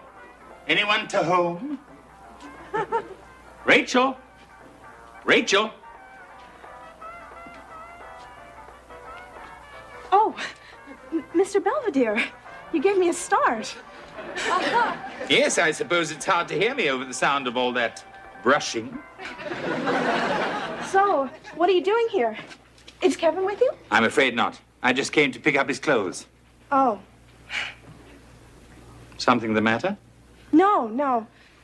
It's just I was intending to bring them back to Kevin myself. Really? Yes, I mean, I want to visit him again. Besides, I only got to be in Pittsburgh for a few hours. That's usually enough for most people. But it's so exciting. I mean, all those big glass buildings and people rushing around in every direction, doing whatever they want. It must be a wonderful life. It seems that you and Kevin have a great deal in common. We do? Anyway, I must get back to all that excitement. Goodbye, Rachel. Goodbye. Oh, Mr. Belvedere, aren't you forgetting Kevin's clothes? Yes, I am.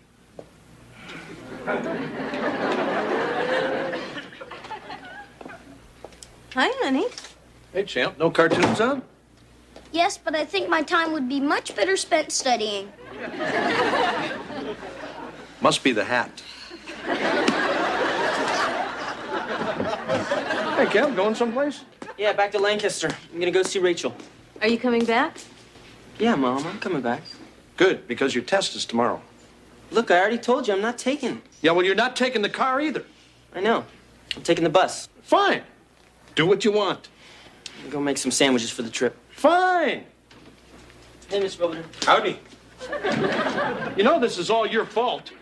Why? What have I done? Nothing. What George means is that whenever there's a problem with the kids, we've gotten used to you know. Butting in? Yeah, what are you waiting for? I'm sorry, George. I've been a bit busy. I'll see what I can do.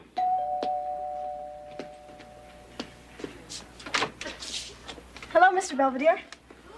How's this? Rachel? Hello, Mrs. Owens. Mr. Owens. Is Kevin here? Hey, Kev. Company. Rachel, what are you doing here? I came to see you. Well, why are you dressed like that? Why are you dressed like that? Anyone in the mood for a piece of shoe-fly pie? I lifted one off a windowsill in Lancaster. Come on, George. Wes, let's go. Gee, it don't pay to be sick around here. Doesn't. Doesn't. You brought your clothes. Yeah, I was on my way to get them. I was hoping we could go for another walk around the farm, or maybe go for a buggy ride. Well, I was hoping maybe we could watch TV or go to a movie. What do you want to do that for? Because I never have. But it's no big deal. Neither is a buggy ride once you've done it 1,000,000 times. Yeah, I guess so. Look, Kevin, I didn't tell you, but I'm in the last month of my Rumspringa. Hey, look, I just met you. No, Kevin, Rumspringa is the word we use for our running around time. The year before we settle down and take on our adult responsibilities. It's just my running around time is almost run out. And I guess I'm a little scared. Yeah, I know the feeling. Are you guys finished yet? Because I gotta go to the bathroom. Yeah, go ahead, Wes. Yours is in the house? Yeah. Isn't yours? I think I better be going home now. Mom, Dad, if it's okay with you guys, I'm gonna drive Rachel back to Lancaster. And then what, champ? And then come back here. Got my SATs tomorrow. That's fine, honey. Well, nice knowing all of you. It was nice knowing you. You coming straight home, partner? Yeah, I guess. Unless, you want to go to a movie. Yes. One of the outside ones where you sit in the car. Rumspringa. Why fight it?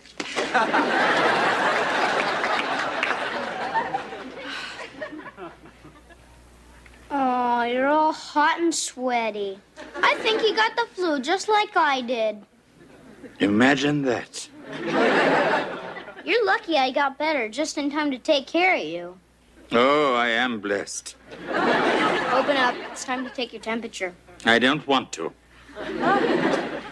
We could always do it the other way.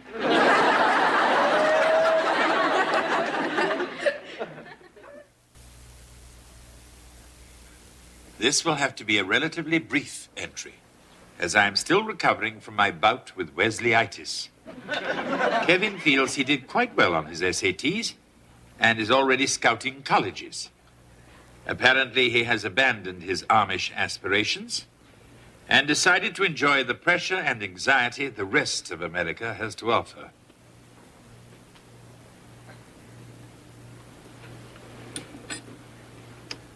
Well, my temperature hasn't abated yet.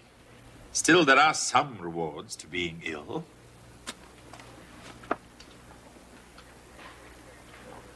Wesley, I'm ready for my tea now.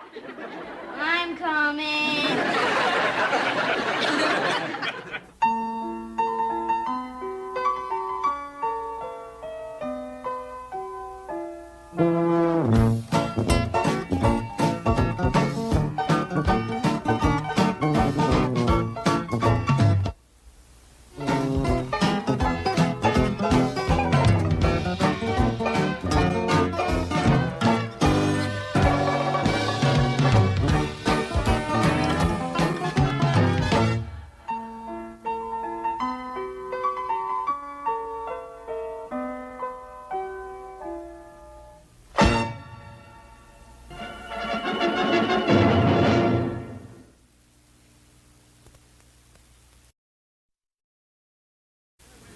Hey, Mr. Belvedere. Hello, Wesley. Have you and your sister finished your Easter baskets yet? Well, Heather fell asleep watching TV. But I finished coloring all my eggs, see? Oh, very nice. I can see a lot of effort went into these. Thanks. You should see the big one I did. I think it just woke up.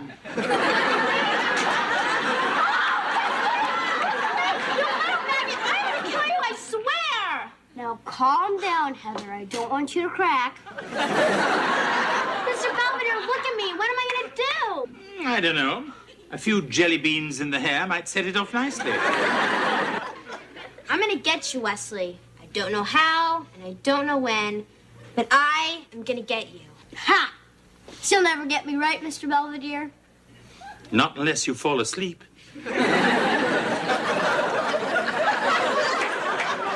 Okay, who's got the notes on Parker versus Fox? That's going to be on the test for sure. Ooh, I think I slept through that one. Yeah, me too. I've got them. They're still out there, Belvedere. Thanks for the update.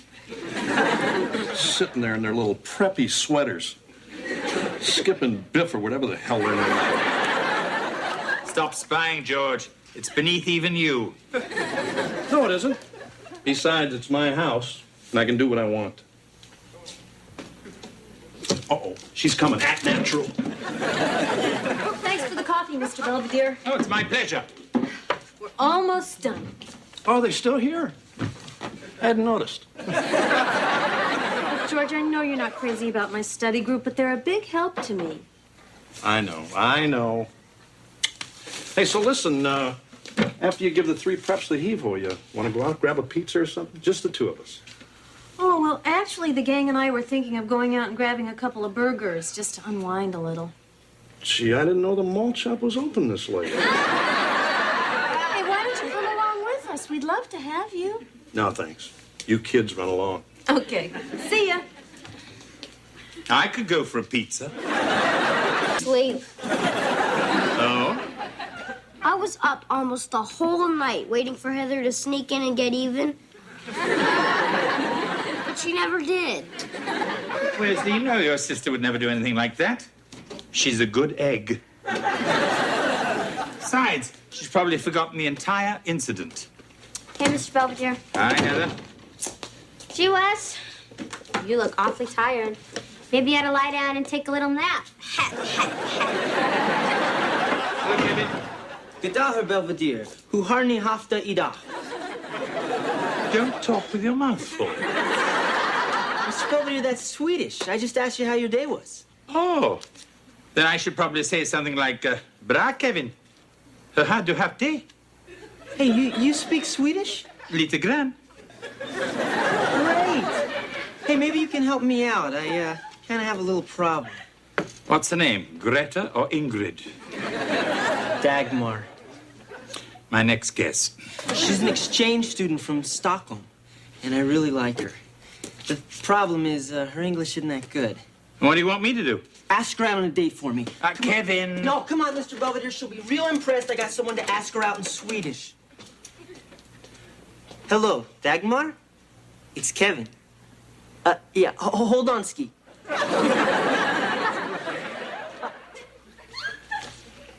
Hej, Dagmar. Det här är Kevins vän. Han skulle känna sig hedrad om du vill gå ut med herren imorgon kväll. Underbar. Hej då. Well? It's all set. Oh, great. I pick her up tomorrow at 7.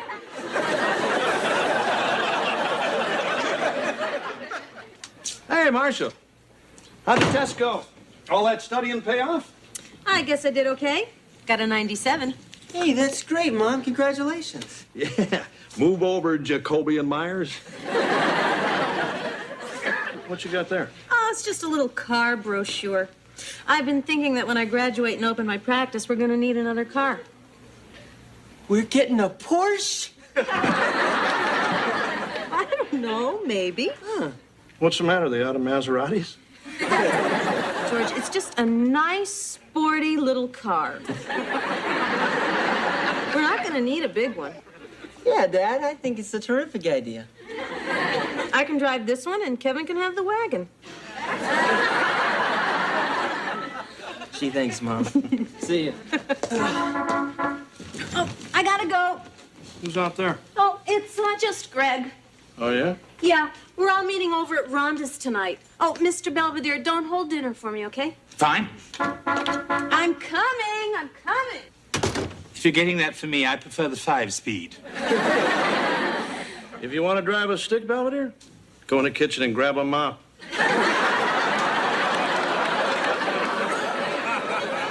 Problem, George? It's Marcia. All of a sudden, she's buying sports cars and running around with all those little college friends, Wink and Dink or whatever. I hardly get to see her anymore. Oh. Then maybe you should make the most of the time you do have. Oh, yeah? I could prepare a romantic little dinner for 2, serve it, and then make myself scarce. Hey, that sounds great, Belvedere. You're on. Fine. Now, if you'll excuse me, I have a menu to plan. Morning, Mr. Belvedere. Wesley, where have you been? Oh, I spent the night in the station wagon under a beach towel with the spare tire pulled over me. That's nice. But why? Because Heather's still out to get me, so I hid in the last place she'd ever look and fooled her. Would you like a little orange juice to go with your paranoia? Yes, please. Hey, Wes, sleep okay in the car?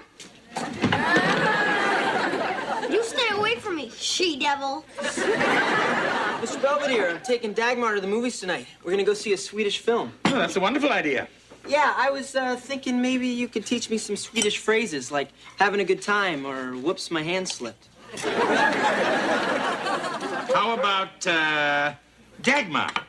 Det här är min bror och min syster. Yeah, what's that mean? That means this is my brother and sister. You're taking Heather and Wesley with you. What? Oh, come on. I'm not going to any stupid Swedish movie. It's probably Pippi Longstocking. I hate that broad. Wesley! Why do I have to go?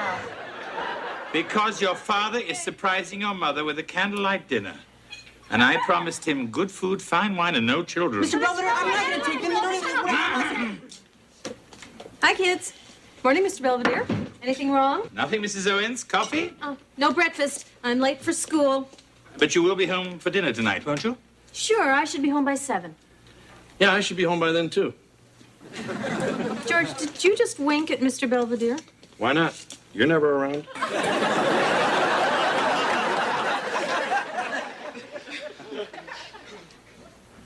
Voila. Oh, this ought to charm the pants off her. That's up to you. Now, the children have been packed off to the movies, and after I've served you, I'll be toddling off myself. Thanks, Belvedere. I really appreciate you going to all this trouble. Well, I ought to go and check on dinner. Why is it so dark in here? Hello, Marcia. Surprise. What's all this?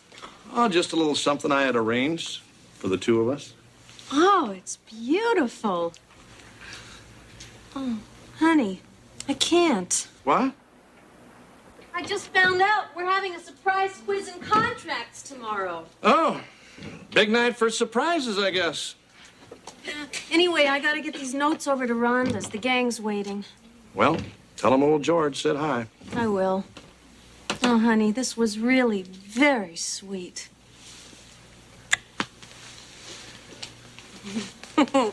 I am really starved. Bye. I hope she likes the shrimp.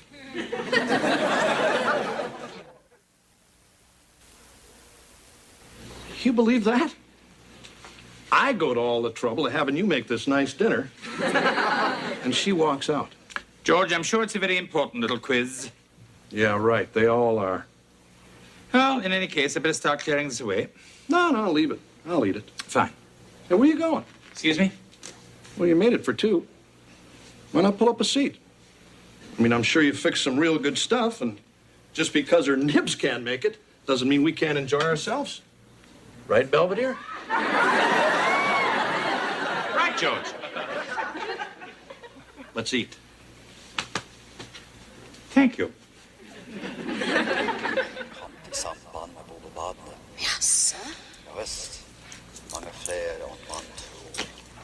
Would you like some popcorn? Oh, no, thank you, Kevin. Still working on milk, Dad. And what are those people doing? They're all naked and rolling in the snow. Do you do stuff like that? Yeah, sure, if it's good.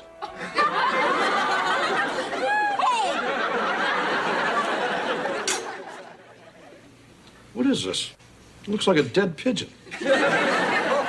George, it's a squab. What's that? A dead pigeon.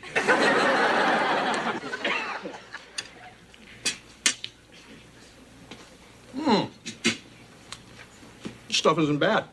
Actually, roast squab was quite a favorite when I worked with the royal family. I guess they attract a lot of pigeons just standing around the way they do. George, the royal family have always been a symbol of pride and inspiration to the English people. Hey, Belvedere. Of course, you wouldn't understand that, since the nearest thing you colonials ever had to a royal family was the Dukes of Hazzard. Look, I'm sorry. I never knew those guys were such a big deal to you. Well, they are. Tell you what, Belvedere. Just to show there's no hard feelings, we'll have a toast. A toast to the royal family. All right. Splendid.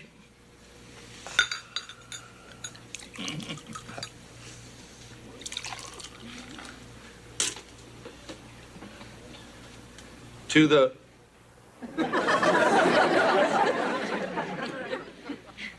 To the House of Windsor. May they live long and rule wisely. Hear, hear. And may at least one of them find a job. You know, this whole thing isn't turning out so bad. Good grub, few laughs, nice candles. It's kind of pretty the way the flames seem to dance in your eyes. Hey, all I meant was... I know, George. It's good to have some company. Right. And if it's just a couple of guys sitting down together, splitting a pigeon, what's the big deal, right? Right, George. Nothing wrong with that. I'm Frederick. Is this the Owens love nest? It seemed like a good idea at the time.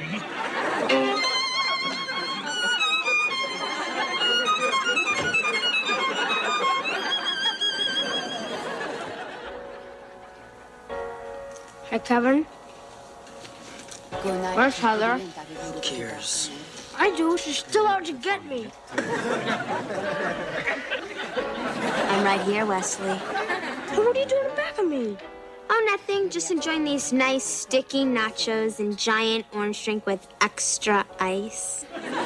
Come on, Heather, we're in public. Anything awful I ever did to you was in the privacy of our own home. You guys know. Get off already. Shh. I'm really sorry about that. It's okay.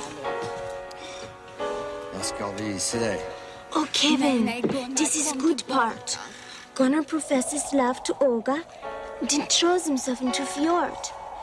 It's so romantic.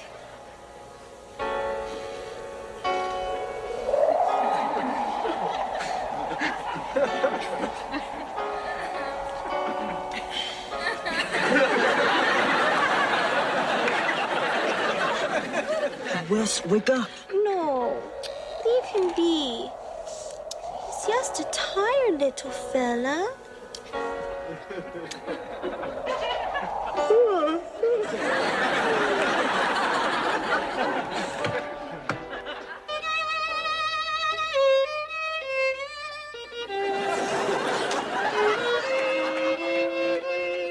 Hey, Belvedere.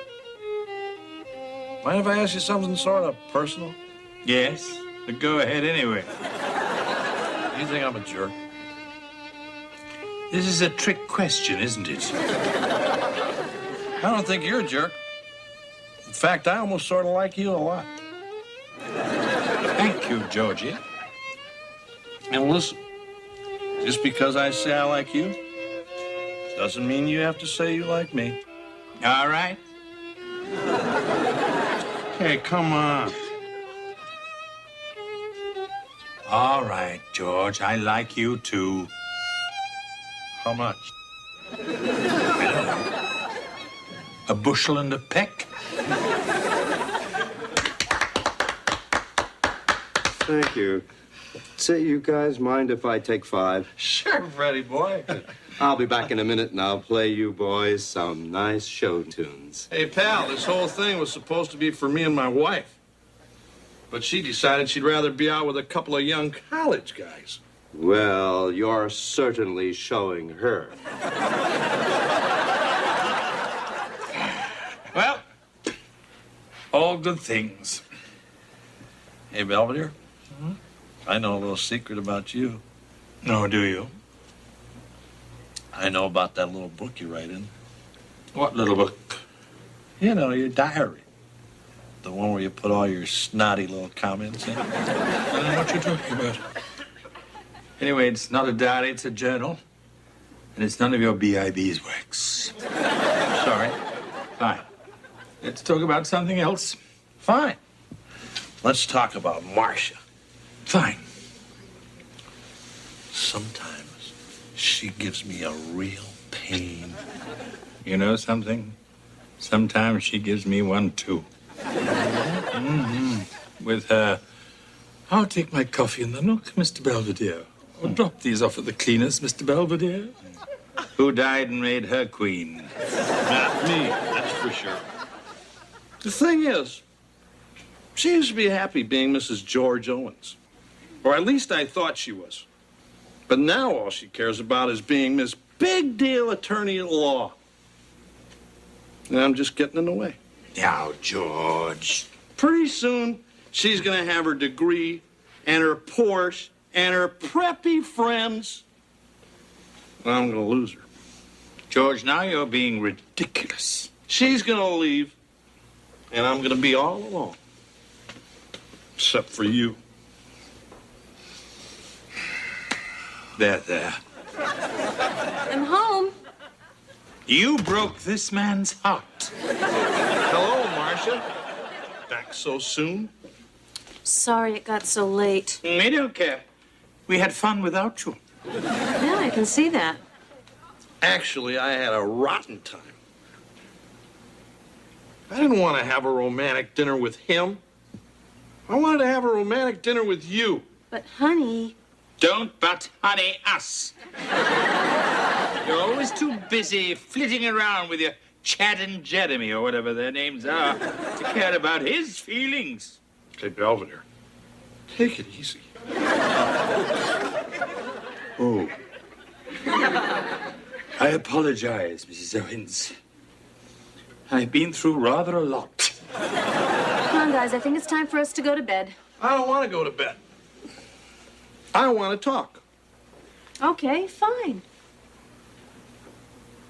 You go first. Look, George, when I went back to school, we both knew we would have to make some pretty big sacrifices.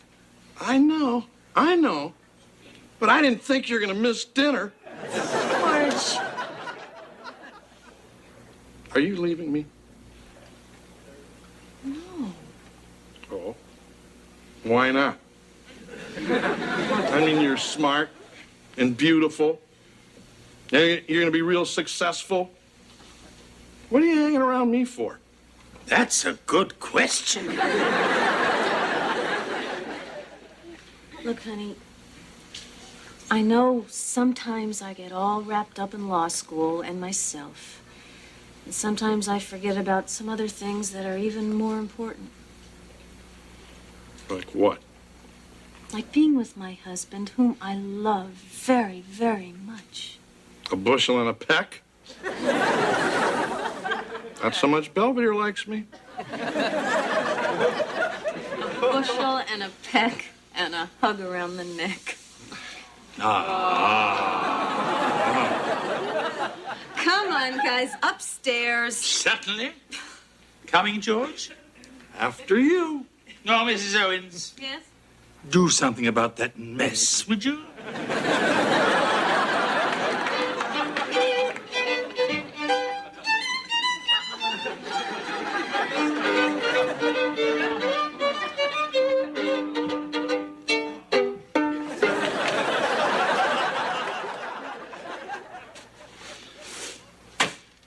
Come on, Heather. Why don't you just do something and get it over with? I don't know. Maybe tomorrow. Mr. Belvedere. What? Heather could have gotten revenge against me last night while I fell asleep in the movies, but she didn't. It's driving me crazy. I know. It's more fun that way. Mr. Belvedere, you gotta help me. All right, Heather. Stop tormenting your brother and do something to him. But I don't want to. Heather, do what Mr. Belvedere tells you. All right, all right.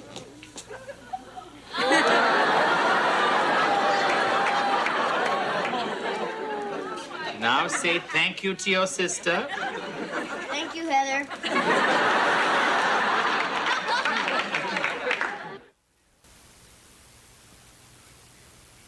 Although it's scarcely 8 o'clock, the children and I have been banished to our rooms, as George and Marcia are finally having their romantic dinner for two. I certainly hope they're enjoying the squab croquettes I put there. I think I got all the bones out. Speaking of things sticking in your throat, I still can't believe George said he liked me. If the truth be known, I'm quite fond of him too.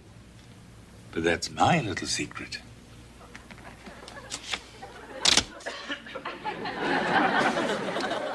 And it's going to stay that way.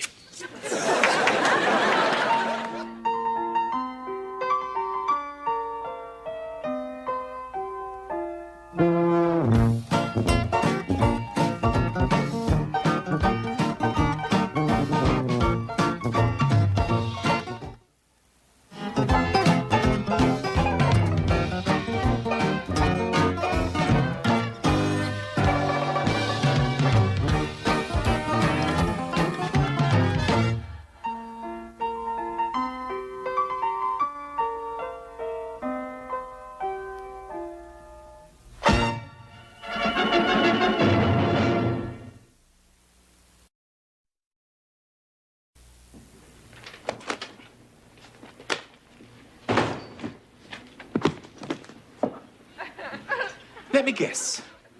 You're doing your impression of Wesley. Nope, a lost student on spring break. Congratulations. Will you be throwing things on the floor all week? I'm sorry, Mr. Belvedere. It's just that I've got some time off and I gotta figure out what to do with myself.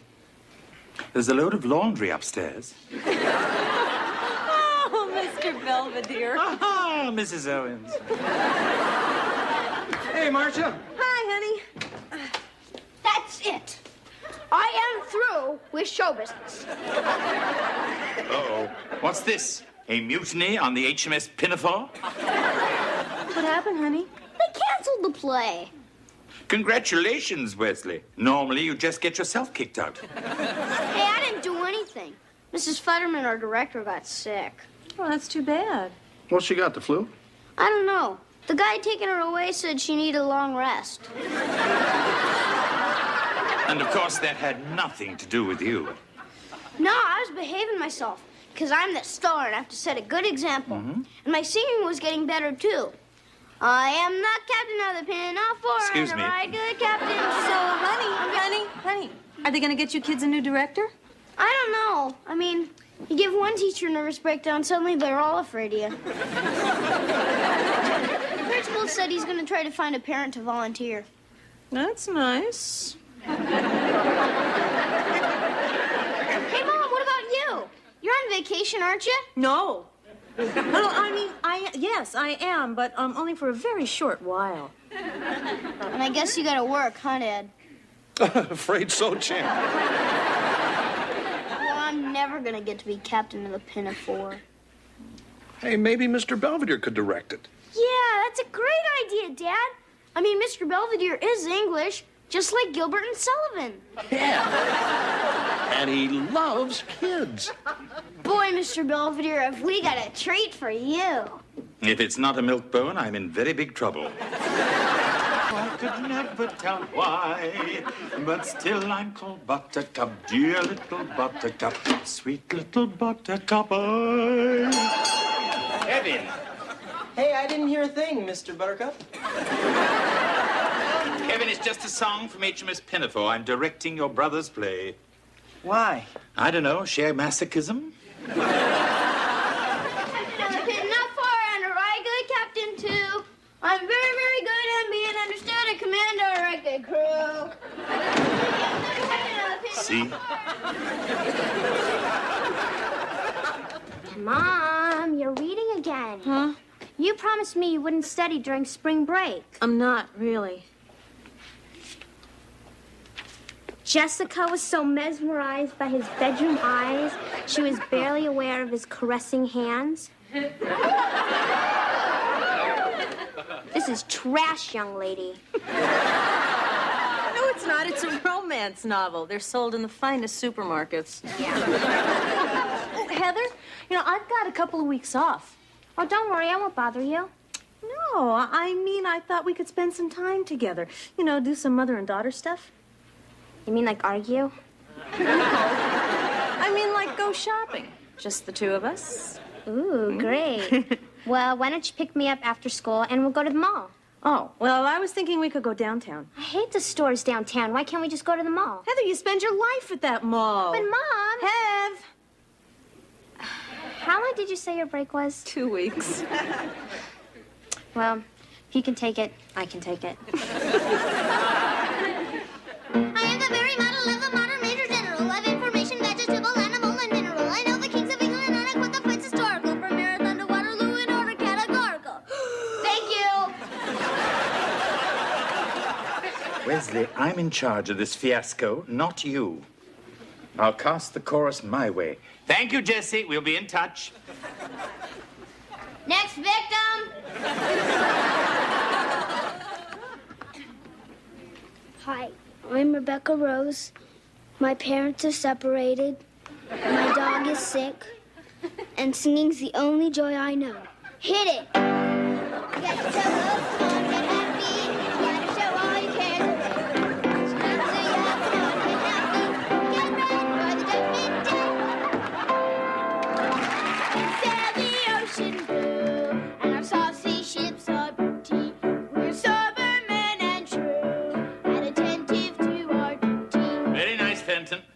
You'll be in the sailor's chorus. Thanks, Mr. Belvedere. Is that all? Yeah, that's it. Sorry there's such a bunch of loxes. Wait a minute, wait.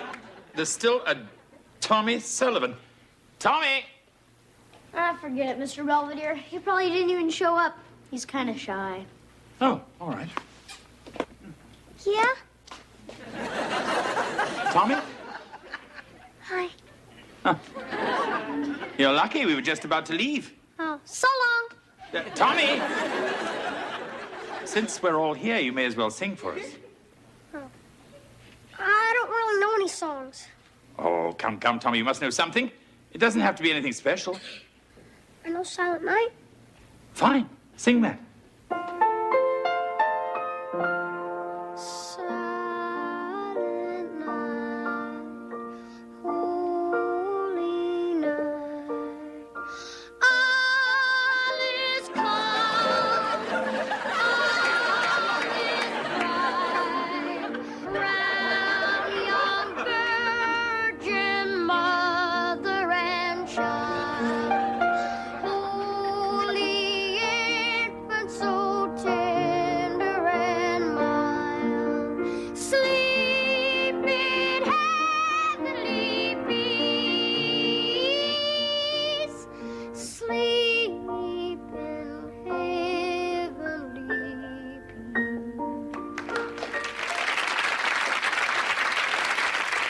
J-Mom, this is great. We ought to relate more often. I hope you guys shoplifted some of that. Dad. Oh, George, we had the best time. We walked around, we split up hot fudge sundae, we talked. It was just wonderful. Hot fudge sundae, huh? Did you charge that too? Hey, I think it's great you and Heather are doing stuff together. You know, George, it wouldn't hurt for you to spend a little more time with Kevin. Who? I mean, next year he'll be a senior, then he'll be off to college. I know. I think you'll wish you'd spent some quality time together while you had the chance. Hey, Dad. Hey, Kev, how's school? Oh, okay, yes. Hey, Kev, Yeah. you want to do something together? Just the two of us? You know, before it's too late. Too late. What do you mean? Are you okay, Dad? No, I'm fine. I'm talking about you. Me? Why? What have you heard? Nothing. Look, I'm gonna go upstairs now, Dad. I'm gonna lay down for a while. Good idea, Kev. That wasn't so bad. I am the captain of the Pinafore, and a right good captain too. I'm very, very good and being understood. I command a right good crew. Prince very, very good and being understood. He commands a right good crew. Though related to a peer, I can hand reef and steer hardship aside. Wesley, watch your tempo. You're singing too fast. He's playing too slow. Just sing. I've never known to quail the fury of a gale, and I'm never, never sick at sea. What never? No, never. What never? Hardly ever. God. He's hardly ever sick at sea. Thank you, children. Now, why don't we all take 5 and let Mr. Belvedere clear his head? But I haven't finished my song yet. Yes, well, we want to save something for the opening night, don't we? Yes, that's true. Maybe I should rest my voice. Maybe it should rest in peace. Nothing. Now, go and have your nice break. Oh, Tommy. Yes, Mr. Belvedere, did I do something wrong? No, not at all. You've been very good. Thanks. I'm just curious. Would you mind singing the song on page 98? But that's one of Wesley's songs. I know, but sing it anyway, just for fun. Hmm? Fair moon, to thee I sing, bright regent of the heavens, say why is everything sixes or at 7. Thank you, Tommy. Now, why don't you go and join the others? Okay, Mr. Belvedere. Hi, Wesley. What's going on? Is Tommy going to be my understudy? No, not exactly. Well, how come you sing my song? Look, Wesley, we all want to put on the best possible play, don't we? Yeah. And if you were the director, how would you go about it? I'd give me my song back. Aside from that. You're giving Tommy my part, aren't you? Wesley, you'll be in the chorus. I don't want to be in the crummy chorus. Who's going to hear me there? Oh, I don't know. Certain breeds of dogs. This isn't funny, Mr. Belvedere. Oh, look, Wesley, I'm sorry. I know what this has meant to you, but I have to do what is best for the play. You understand that, don't you? Yeah, I understand, all right. I quit.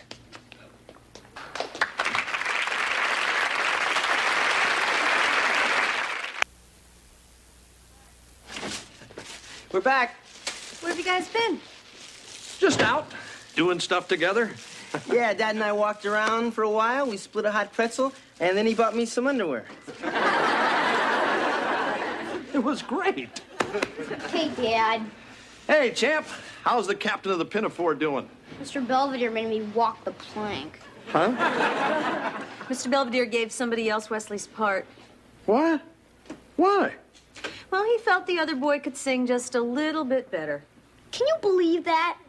I am the captain of the Pinafore. That's still no reason. Mr. Belvedere said you could still be in the chorus, right, honey? Chorus, big wow. Hey, champ, the chorus sounds like a lot of fun to me.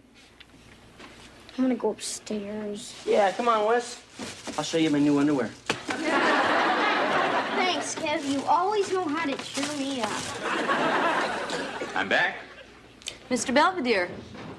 I take it you've talked to Wesley. Yeah, he mentioned something about you giving him the old heave-ho. Look, both of you, I didn't enjoy it.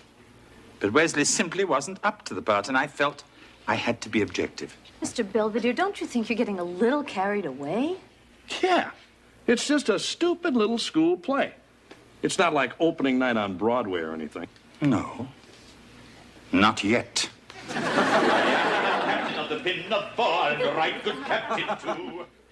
Oh, look, here you are at your 5th birthday party. Do you remember how chubby you were? Mom, please turn the page. Oh, there you are at the seashore. Hey, Wes, honey, come here. You want to see a real cute picture of your sister in a bathing suit? No thanks, I'm depressed enough.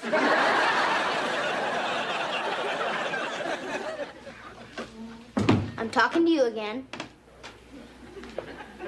My prayers have been answered. Listen, I've been thinking about what you said, and if Tommy has more talent than me, then he should be the captain. I'm glad you feel that way.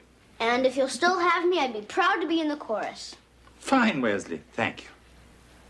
And I promise to do my best to help make this the most memorable school play ever.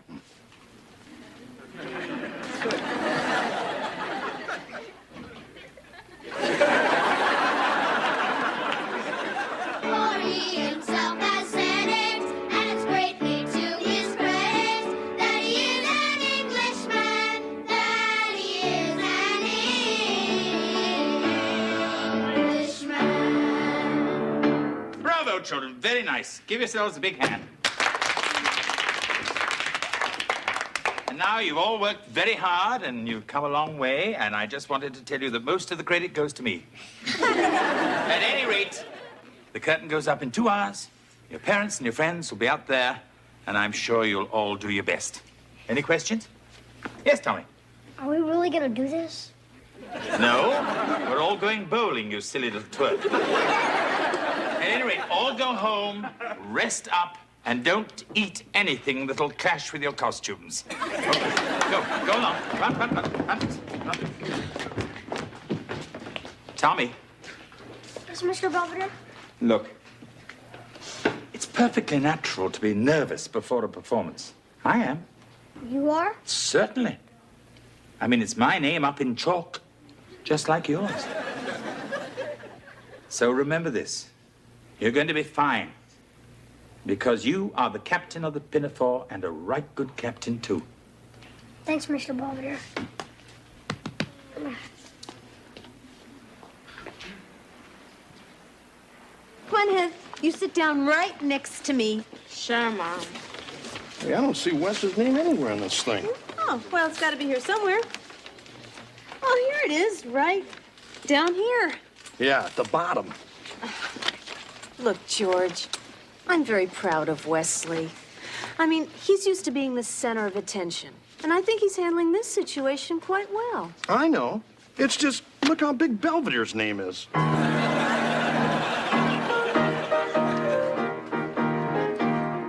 My lads, our gallant captain has come on deck.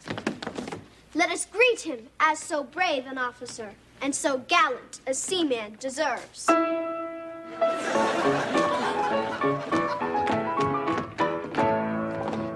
gallant crew, good morning. Sir, good morning. I hope you're all quite well. Quite well. And you, sir? I am in reasonable health and happy to meet you all once more.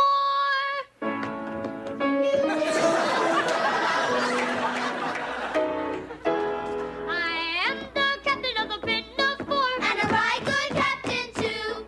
I'm very, very good, and be it understood, I command a right good crew. He's very, very good, and he is understood. He commands our right good crew. Though related to appear, I can hand, reef, and steer, ship or salvaging. I've never known a quill in the fury of a gale, and I'm never, never sick at sea. What never? No, never. What never? Hardly ever. He's hardly ever sick at sea. And give 3 cheers and 1 cheer more for the hardy captain of the Pin. To give 3 cheers and 1 cheer more for the captain of the Pinafore.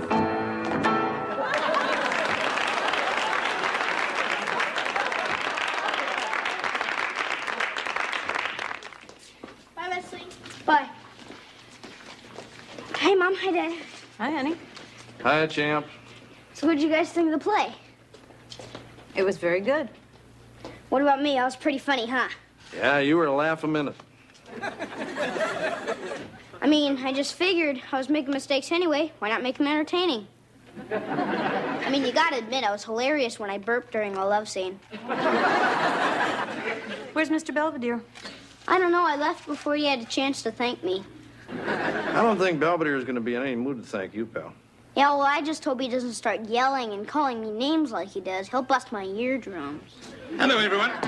Uh-oh. Mr. Belvedere, we all enjoyed the play. Yeah, and I usually gag on junk like that. George. Was there something you wanted to say to me? I don't think so, Wesley. Shall we?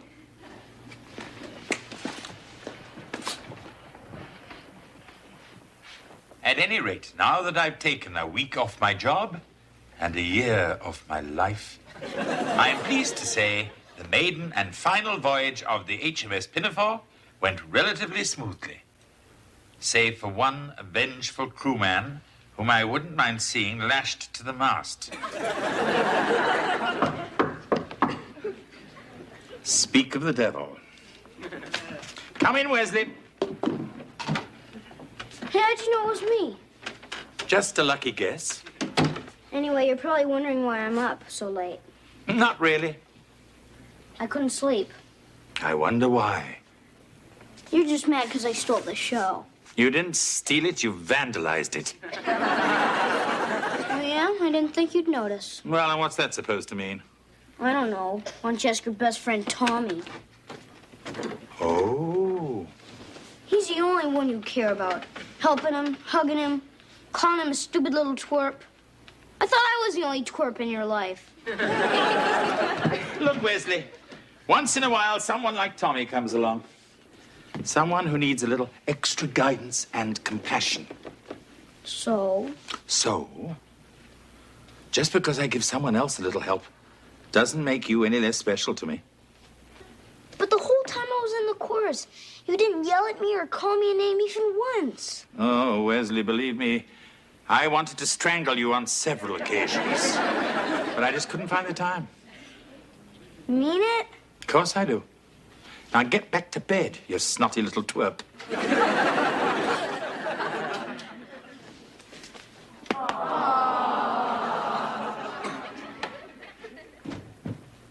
Morning, Heather. I'm not going. Huh?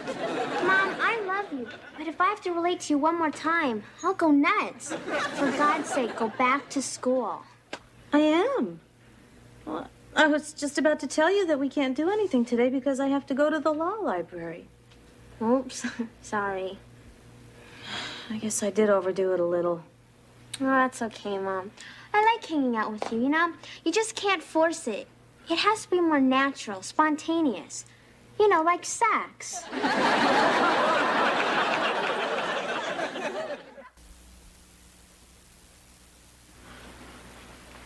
Let's see, where was I? Save for one particular crewman whom I wouldn't mind seeing lashed to the mast. Actually, I would never do a thing like that to Wesley, although it was a lovely thought.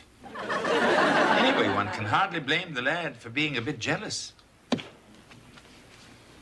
There's just not enough of me to go around.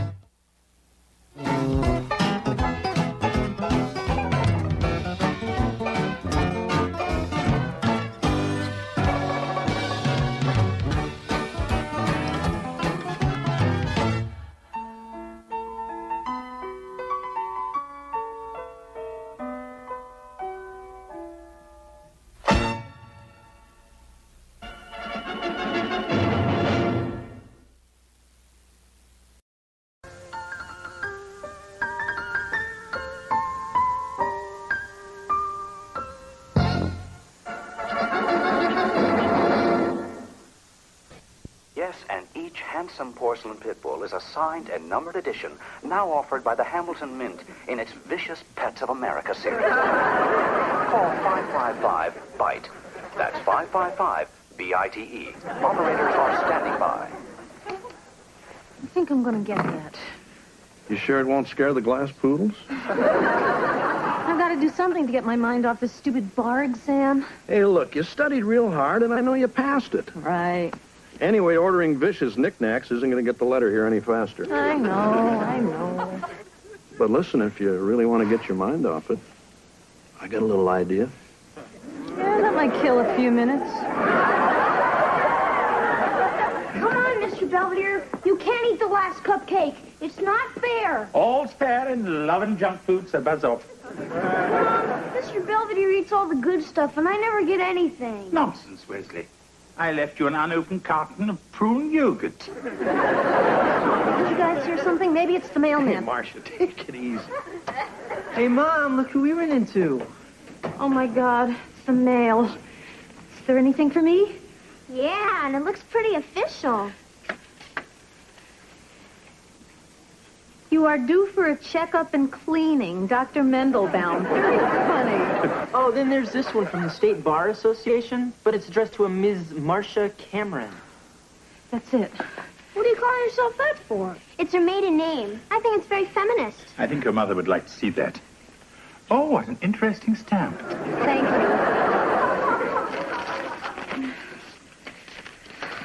you. I can't.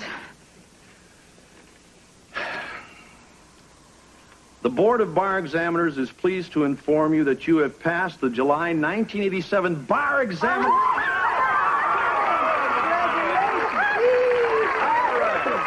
Board records also indicate that you meet character requirements and thus have met all requirements for admission to practice law in the Commonwealth of Pennsylvania. Well done, Mrs. Lawyer. Well, I don't know what to say, except I could never have done it without you behind me, and I love you guys. So we're gonna go out and celebrate? Yes, in anticipation of this moment, I cleverly neglected to prepare dinner. Great. Let's go out for pizza. My treat. You too, big guy.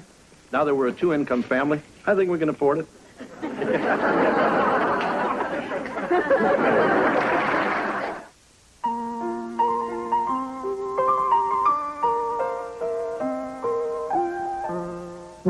Streaks on the china never mattered before. Who cares when you drop kicked your jacket as you came through the door?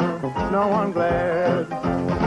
According to our new rival, life is more than mere survival, and we just might live a good life yet. Morning. Good morning, George. Would you like some eggs? No, thanks. I'll just have some of that pizza from last night. That's not a proper breakfast. You're not giving the children a very good example. Yeah. Besides, I ate it already. Hey, listen to this. It says here there's 35 homeless people living outside the mall. Well, maybe we should send them some food or blankets or something. Yeah, Mr. Belvedere, why don't you send him one of your sweaters? They gonna wear it or live in it? Well, I'm all ready for my first interview. How do I look? Hey, great. Yeah? Yeah, you look just like Miss Steckler, the librarian, except her butt is bigger.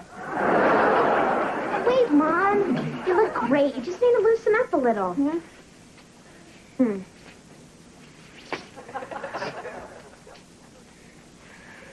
There. Thanks. It's just that Dawson Metcalf and Bach is one of the best firms in the city, and I want to make a good impression. Well, then maybe one more bite. This is it. Wish me luck. Ha! You're gonna knock me dead. Good luck, Mom. And remember, if you get nervous, just take a deep breath and think of England. I've never been to England. Then think of Altoona, but don't take a deep breath. Morning, Kevin. Just in time for breakfast. Oh, no, thanks. I'm late for school. I'm just going to have some of that pizza unless somebody got to it first. Was that supposed to be funny? Another little joke about my weight. Another portly pun. Sorry. Well, let me tell you something. I've had it up to here. Or out to there.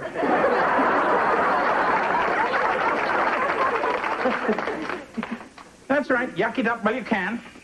Because as of now, I'm going on a diet.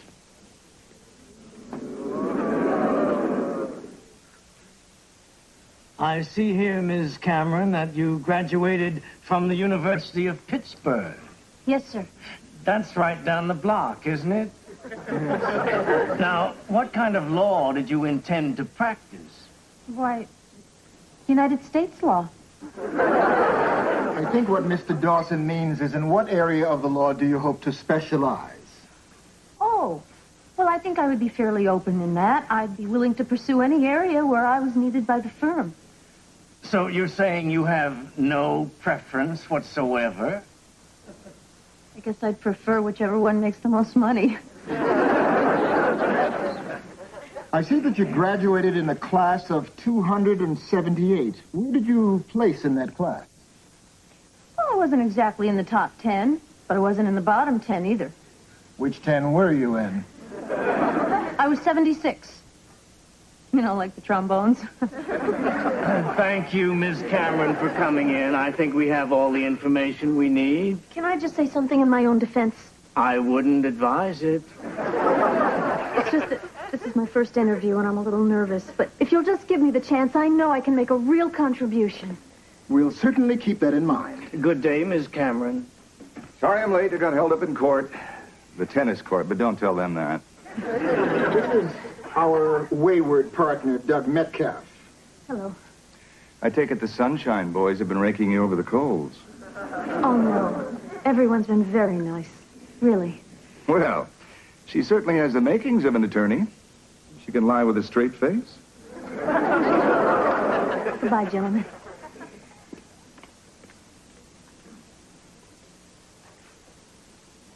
Come on, Dad. Okay, I'm moving. Here. Ha ha, I jumped you. Here's your milk. It's a lot more fun playing with cookies. Hey, Belvedere, you want next game? We can use ding dongs. Have your little fun, but I'm sticking to my diet. Hi, guys. Hey, honey. Hey, Mom, did you get a job yet? Not yet, honey. Come on, Marsh. It's only been a couple of days. No. But every interview is the same thing. If you didn't graduate from Harvard or Yale, they don't even want to talk to you. The only place that's half interested in me is at the mall. And I won't work someplace called Legal Hut. Ms. Cameron, Metcalf, Dawson, and Bach. Hello? Yes, this is Marcia Cameron. Oh, really? Yes, that would be fine. Thank you. Goodbye. We start tomorrow.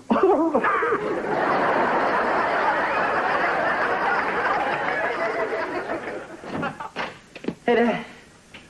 Hey, Kev, how's the road work going? Pretty good. Never knew Mr. Belvedere could run so fast.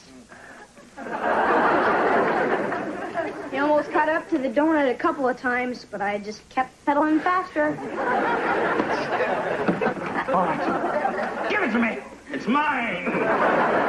Hey, that's a pretty snazzy running suit, big guy. Thank you. Yeah, me and Wes picked it out for him. I don't know why, but it got quite a reaction along the jogging trail. Come on, Mr. Belvedere. Time to do your sit-ups. Very well, but I have to get my mineral water first.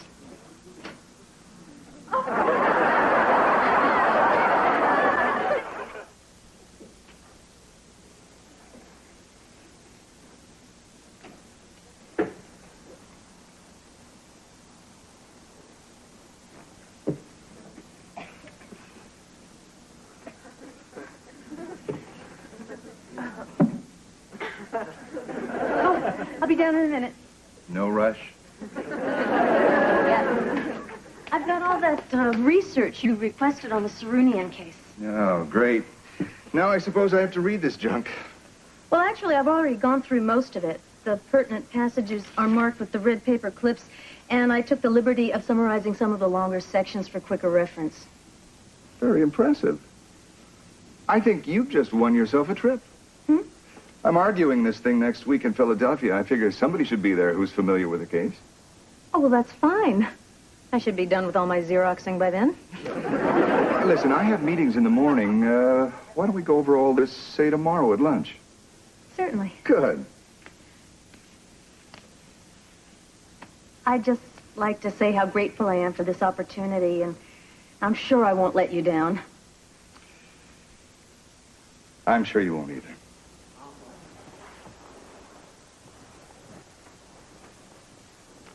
Hi. Hi, Miss Belvedere. Hello.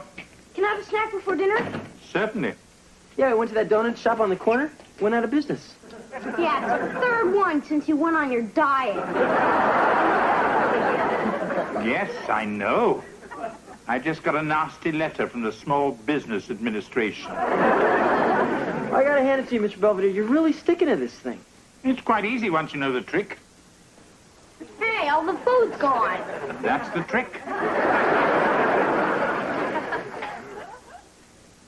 Anyone for more kelp?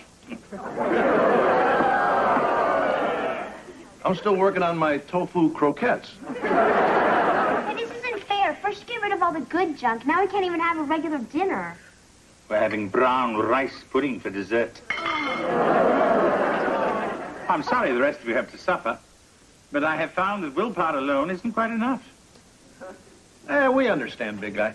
And it won't kill us to eat healthy for a while. Right, gang? I promise you it's only temporary until I get down to my fighting weight. If he's not a sumo wrestler, we're in big trouble. I'm home. Hey, Mom, how was work?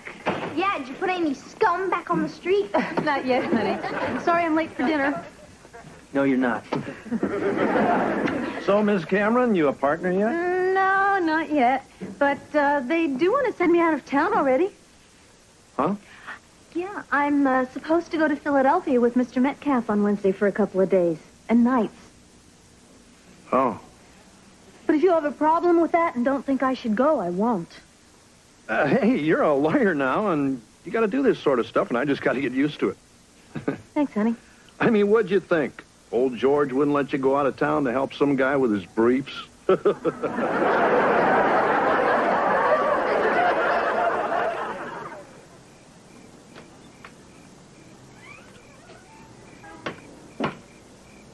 Mr. Belvedere, what are you doing? Watching the Hufnagels eat. They're having baked ham with what appears to be raisin walnut sauce. What are you looking at, pervert?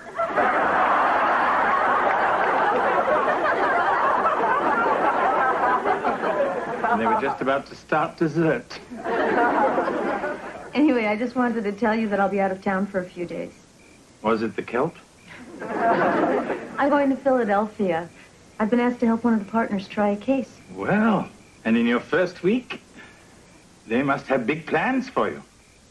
I think one of them does. Mr. Belvedere, what would you do if the man you were working for started to make advances? I'd simply say, George, I'm not that kind of housekeeper. I take it someone thinks that Philadelphia could be more than a business trip. Mr. Metcalf, I just don't know how to handle it. Very simple. Just tell him you were hired for your legal expertise and not your bedside manner, and he should remember that. Thanks anyway.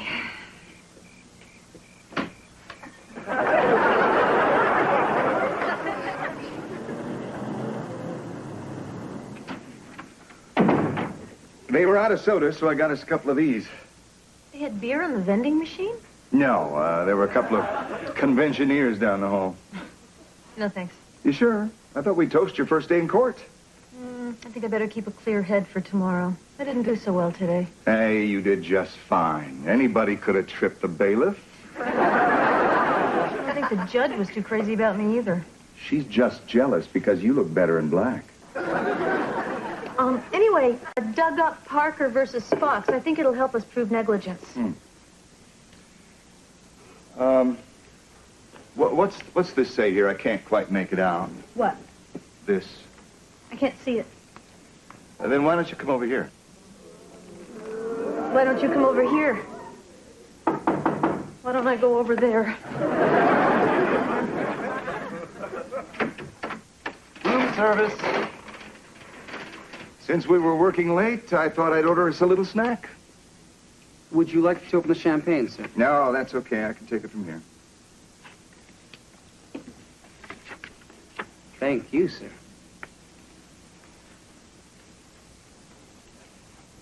Very nice. The only thing missing is the blindfolded violinist. He called in sick. Don't. I thought we liked each other. At least I like you. Look, Dud. I mean, I really think you could turn into one hell of an attorney. Together, we could do some real damage. And I want to keep working with you. But I'm not interested in any of this. Then why did you take the job? What do you mean? Well, there were 24 applicants, Marcia. You don't think you got it by being 76th in your class? You know, like the trombones? I was hired because I'm a good lawyer. And because I convinced Mr. Dawson and Mr. Bach that I would be an asset, make a real contribution. You didn't even come in till the end. Okay, maybe you had something to do with it. But if you were under the impression that I would ever be anybody's little Miss Jolly Time, well, you can correct that impression right now, or I am on the next plane back to Pittsburgh.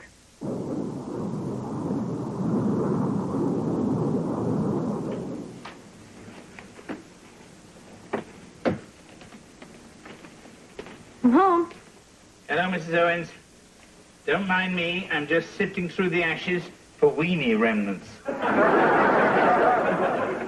I didn't think you were back until tomorrow. Oh, well, remember that situation we were talking about? Yes? Things sort of got out of hand, so I took an earlier flight home. I see. May I ask you one question? Sure. did you happen to bring back a bag of those honey-roasted peanuts?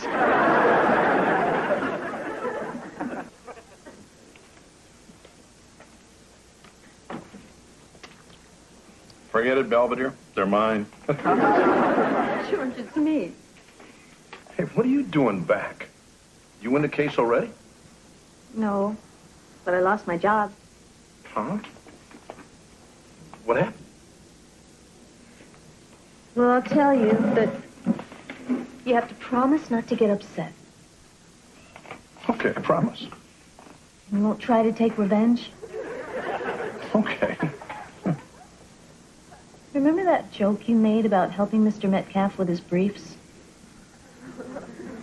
Yeah? That's pretty much what he had in mind. Oh, really? George, take it easy. Nothing happened. Oh. So you okay?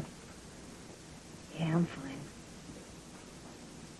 I guess I knew all along I didn't get the job for my brains, but I just didn't want to admit it to myself. I am so stupid. Even to think for a second that a law firm like that would be interested in someone like me. Hey, counselor, I don't want to hear that stuff. I mean, you're going to be a great lawyer.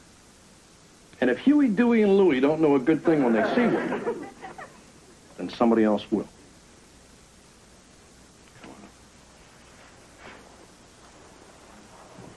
Okay, I'm ready for work. Hey, you look real nice in your blazer, Mom. Yeah, and if things don't work out at the legal hut, you could always sell houses. Okay, the car's all warmed up. Everybody ready? What's going on? Well, it's your first day at work. We all want to go to the mall with you. Oh, that's very sweet, but you don't have to. We do if we want something to eat. Breakfast, everyone. We're having curds and low-cal whey. Yeah, save it for little Miss Muffet. We're going out for pancakes. Yeah, we're through with eating this slop. Well, what about me? I haven't lost enough weight yet. Yeah, well, we have. I lost 10 pounds. I lost 15. Yeah, if this keeps up, I'm gonna have to start wearing suspenders. I didn't realize. Anyway, what's the big deal about being a few pounds overweight? Yeah, Mr. Belvedere, we like you just the way you are. Yeah. Then why do you make all those jokes? Because we like those too. So come on, Belvedere, why don't you forget the diet and give us all a break? All right, but I'm only doing it for the sake of the children. Well, what are we waiting for? Let's hit those pancakes. Maybe we better call ahead and make sure they got enough batter.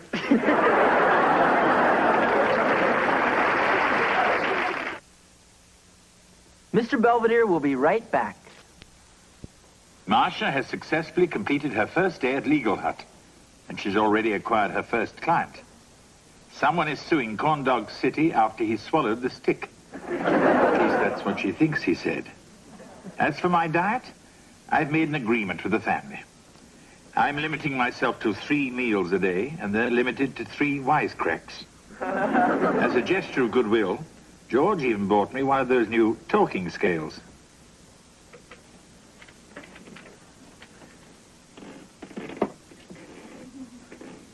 Your weight is 173 pounds. Remind me not to get that fixed.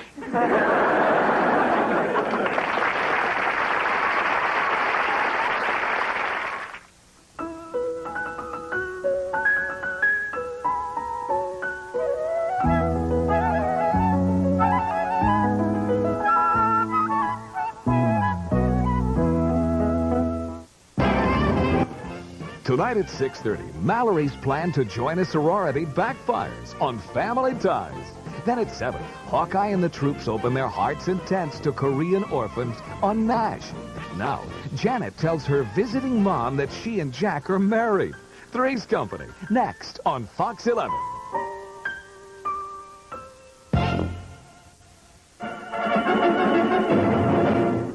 Here you are on your first day of kindergarten in your cute little polka dot dress. I look like Petunia Pig. Yeah, but you were our Petunia Pig. I found it. Mom, I thought you got rid of that. I kind of remember this being bigger. where do you want the three wise men? Oh, I don't know, honey. Why don't you just put them away in the manger till I figure out something to do with them? Either I'm really out of shape or Larry, Mo, and Curly here been scarfing ding-dongs all summer. Oh, look. It's Aunt Millie's popcorn ball elf. I hate that thing. It gives me the creeps, and it smells bad, just like Aunt Millie. At least it doesn't have a mustache.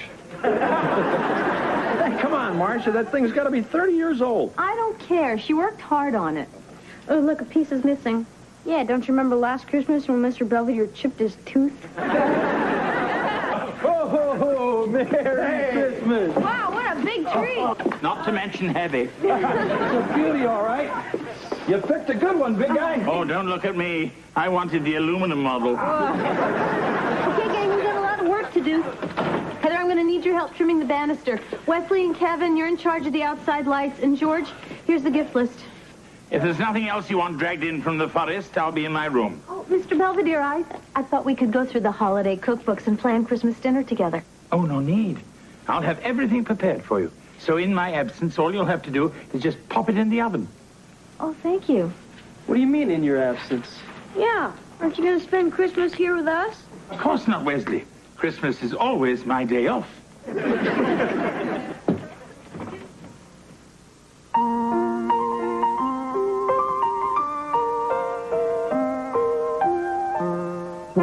Streaks on the china never mattered before.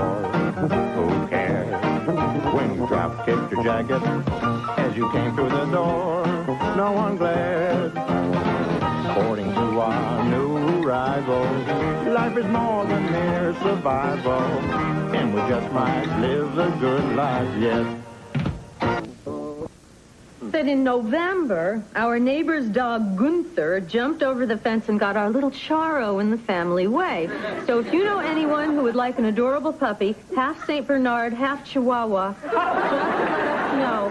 Merry Christmas, Marge and Gower Drobish. Oh, look, they sent us a picture of the pups. Oh.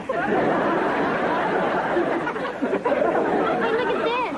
The Hafnagel sent us a Christmas card with $20 in it. What's that for? Oh, it's a bribe, honey, to keep Wesley out of their yard. Here we are. Christmas cookies as requested. Don't eat the gingerbread Keno girl. That's for Wesley. Hey, Mr. Belvedere, these are really good. Aren't you going to have one, big guy? I would, but then I know what's in them. Mr. Belvedere, are you sure you won't change your mind and spend the holiday with us? I'm afraid I've made other plans. Oh, yeah? You got a hot date with one of Santa's helpers? The thing is, you're so much a part of the family. Well, we all have our Christmas traditions, and mine is to spend it alone. I wonder what the big guy does all by himself. I don't know. Maybe he just likes to have Christmas off. I don't know why. I don't pay him for it. Hey, I know. I bet he dresses up like Santa and hands out toys to the needy kids at the orphanage. Nah. Hey, Wes. Wesley, what are you wearing? It's a yarmulke. I just want you all to know I've thought a lot about it, and I've decided to become Jewish. Wesley, you don't just become Jewish. Sammy Davis Jr. did. Tell me, Wesley, did this sudden conversion have anything to do with the 8 days of Hanukkah and the 8 days of gifts that come with it? I thought it was 9. So much for spiritual callings. Well, we'll be at the mall. Shalom, Wes. Hi, Miss Belvedere. Hello, Kevin. Well, somebody's sure getting into the Christmas spirit. Oh, really? Who? You. I mean, making all these cookies, wiping up the crumbs with your little poinsettia tea towel. You know, Christmas won't be the same here without you. I think you should stay. Why? So I can go. It's just, there's a bunch of sorority girls, and they're renting a condo in the Poconos, and there's this girl I really like, and she kind of likes me. But there's this other guy that she likes too, and he's going. So if I don't and he does, then they will. Not at all. Look, it's just if I'm not here for Christmas dinner, it's going to break Mom's heart. But if you're here, me being gone won't seem so obvious. You could even sit in my chair. Oh, goody. Can I wear your bib, too? Look, Kevin, I don't think your mother would consider me a suitable substitute for her eldest son. Yeah, I guess you're right. Besides, if you're not here, who's going to spill eggnog on your father? Dreidel, dreidel, dreidel, I made it out of clay. And when it's dry and ready, dreidel I will play. Wesley. Hey, Wes, I thought we talked about this. Well, I'm supposed to light a candle for every present I want.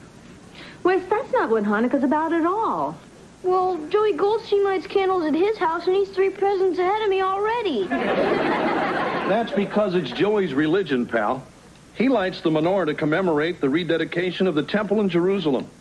It symbolizes the steadfastness of the Jewish faith under oppression. Sandy Koufax told me that. Anyway, you're just doing it to get stuff.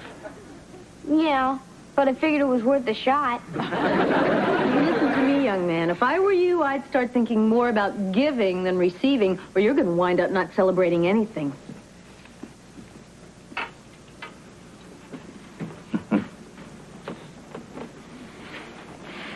It's cracked. What? The glass on your watch, it's cracked. Thank you for telling me. So how is our littlest rabbi doing? Terrible. Mom and Dad think I'm a greedy pig.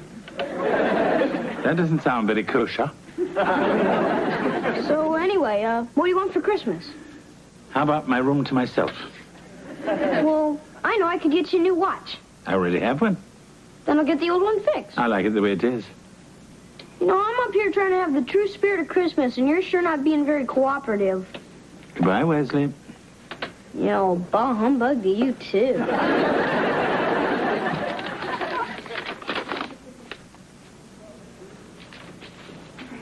Hi, Mom. Oh, don't look. I'm wrapping your present from Santa. Oh, don't worry. I won't look. Oh, come on. Now, wasn't that long ago that you still believed in Santa Claus? Mom. In fact, I still remember the day that you gave Johnny Kruger a black eye for saying that Santa wasn't real. No, Mom, that was the day he told me Dad was a tooth fairy.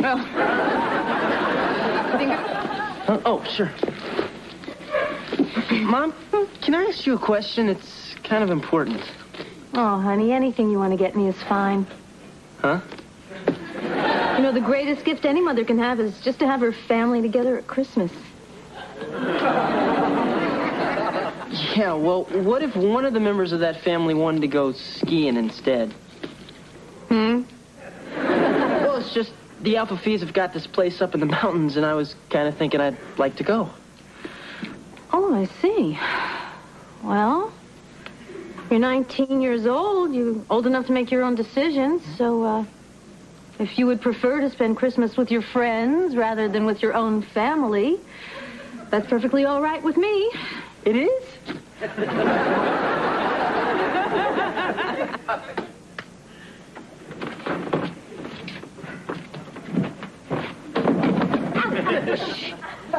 You want to blow the whole operation? Oh, if we get caught, I can forget about getting my own phone for Christmas.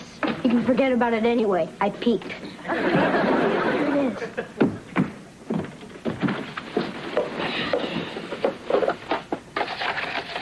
Isn't it a neat watch? Yeah, and it'll be even neater when we get it fixed. Hey, look, there's an inscription inside.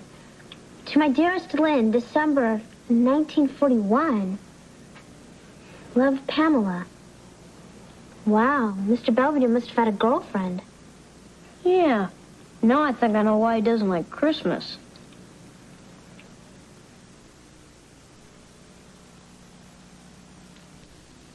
My brother Reginald has been called up to the army. I must take care of his children. Leaving London tonight for Sheffield. With this Christmas gift, remember me and our time together. God bless you and keep you safe from harm. Love, Pamela. P.S. Did you finish the peanut brittle? What's the matter? What are you crying about? That. So tragically beautiful. Huh? Oh, Wes. This Pamela was the great love of Mr. Belvedere's life. I thought it was Oreos. I mean, it was during that black and white war you see on PBS all the time. Mr. Belvedere was a dashing cavalry officer, and she was this beautiful young daughter of the Duke of Earl or somebody, and they were going to be married. But the war came, and Mr. Belvedere went off to be a hero. And when he came back, he couldn't find her. And she thought he was dead. So she became a nun, and their love could never be. And that is why Mr. Belvedere hates Christmas. That makes sense. Come on, Wes, get off the phone. I have to call Angela. You can. I'm talking to Sheffield. You mean like in England? Yeah, I'm trying to find Mr. Belvedere's girlfriend. You're crazy. All that stuff happened over 40 years ago. So? So you can't just pick up the phone and expect her to be there. Grow up. Hello, is this Miss Pamela Kent? It is? Well, do you remember a guy named Lynn Belvedere? You do? So listen, you ever been to Pittsburgh?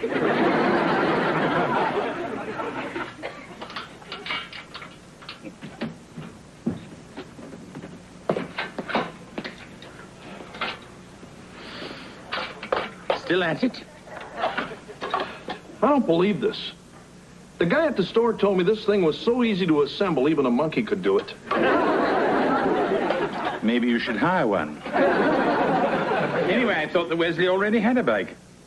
Oh, no, this is for Marcia. She says she needs it because her butt's starting to droop. Well, it happens to the best of us. Good night. Hey, Belvedere. Yeah?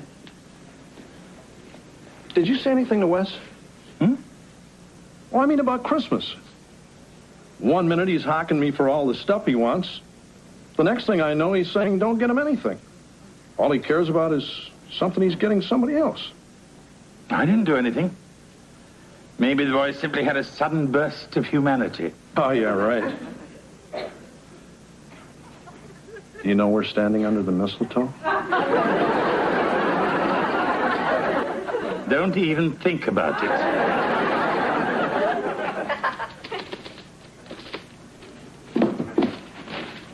Hey, Mom, Heather's snooping under the tree. Hey, look, I'm looking for my phone. You relax. I'm just kidding. Merry Christmas. What are you giving it to me now for? Well, it's Christmas Eve day, and it's kind of a neat gift. I want to see your face when you open it. Well, why can't you see my face tomorrow? Because I won't be here tomorrow. Huh? I'm going on a ski trip. What? Hi, guys. Bye. Hey, Mom, did you tell Kevin he could go skiing on Christmas? No, I told him it was his decision. But how come he gets to go away and I can't go with Angela and celebrate Christmas in the Bahamas? Heather, only Perry Como celebrates Christmas in the Bahamas. Yeah, well, that's not fair. Oh, honey, you have to understand. Your brother doesn't mean to be a jerk, but he's a man. And sometimes men get these overwhelming urges to be thoughtless and sensitive and selfish. It must be the same genetic deficiency that makes them play golf. Boy, that mall's a madhouse. It took me an hour just to find a place to park. Well, fine. If Christmas is such a hassle for everybody, why don't we just forget the whole thing? Huh? What's the matter? Mom's all bent out of shape because Kevin is spending Christmas in the Poconos. What? You know, at least I'm not trying to spend Christmas in the Bahamas. Hey, look, I'll settle this. You're grounded. Both of you. Ha-ha. Oh, great, Heather. I'll just take my phone back. Oh, come on, Kevin, give it back. No. Stop it, you two. Hey! If this is the way Christmas is going to be around here, maybe we should forget it. Hey, you want to go to the Poconos? Go to the Poconos. You want to go to the Bahamas? Start swimming. Hell, I may as well go to work tomorrow. There's no reason I hang around here. Fine. It's been look a lot like Christmas.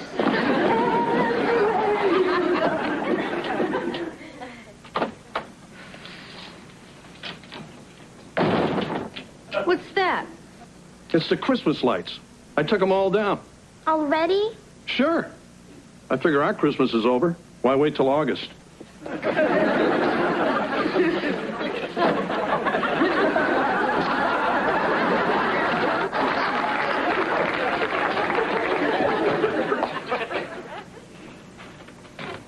Well, I'm off to the movies. And since I won't be seeing you tomorrow, I want to wish you all a Merry Christmas. Practicing Silent Night, are we? It's okay, big guy. We'll see you later. Hey, where are you going? Oh, I'm leaving, Wesley. Have a nice Christmas. Huh? But you can't go yet. Oh, don't worry, Wesley. Your present is under the tree. It's the ticking one, marked Open Me First. I don't care about my present. I just want to give you yours. It's not here yet. It's important. Oh, don't worry. I'm sure whatever it is, it can wait. No, she won't. She? What are you talking about, Wesley? Pamela Kent, your one true love. What? It's just I wanted to get you something special, so I snuck up to your room to get your watch fixed, and that's when I found out about Pamela and why you don't like Christmas. Oh, Wesley. When you jump to conclusions, you don't fool around. Well, Heather helped. Mr. Belvedere, who's Pamela Kent? Oh, just a friend I knew during the war. You mean you two weren't in love? Well, we were very fond of each other. But then, those were extraordinary times. Anyway, it would never have worked out. Why not? Well, for one thing, she's 20 years older than I. She's what? Don't answer that. Oh, yes. Hi. Can I help you? Lynn?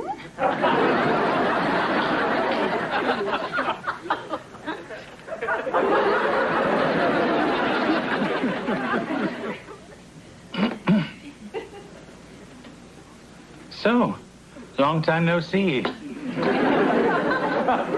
Yes, quite.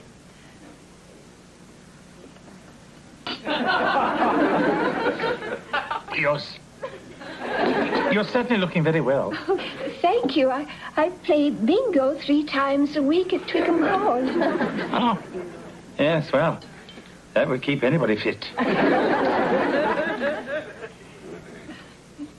So, the little boy promised you'd introduce me to Larry Hagman.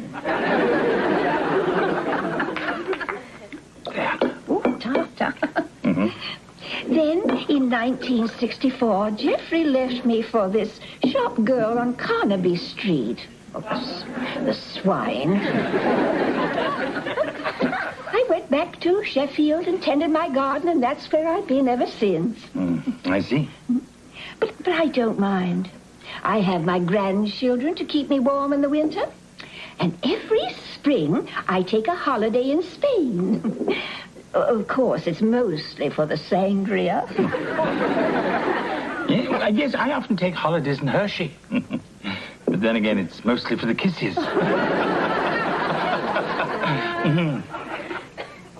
Is there anything wrong? No. It's the way you looked at me just now when you smiled.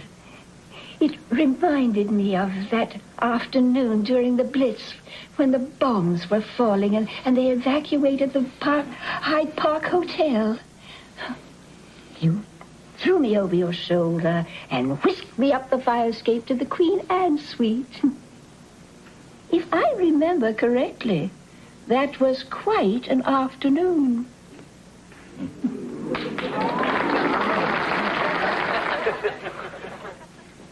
Well, do you think I should go in there and make sure everything's okay? I don't know. They've been in there almost an hour.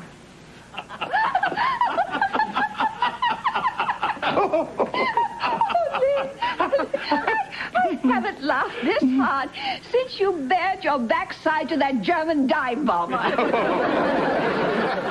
You mooned a Messerschmitt? We were low on ammo. So, you guys are getting along okay? Yes, Wesley. It simply took us a little time to get reacquainted. Yes, and it was so kind of you to bring us back together.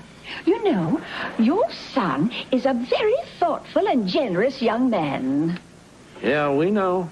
I especially like flying first class.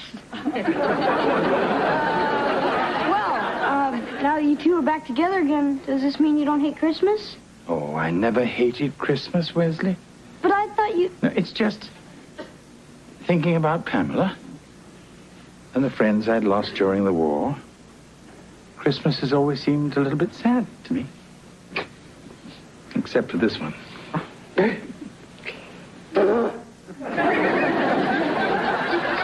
It's my hay fever. The snow brings it on. Yeah. I think I got the same thing. I think we all do. Now, if you good people would be kind enough to excuse us, Lynn has promised to treat me to a Christmas dinner at the best hotel in Pittsburgh. We may even try to relive some of the high points of the Blitz. Well, bombs away. Good night, everyone, and Merry Christmas. Merry Christmas. Look, I know I haven't exactly been Kris Kringle lately, but I want to wish you all a very Merry Christmas from the bottom of my heart. Merry Christmas, Belvedere.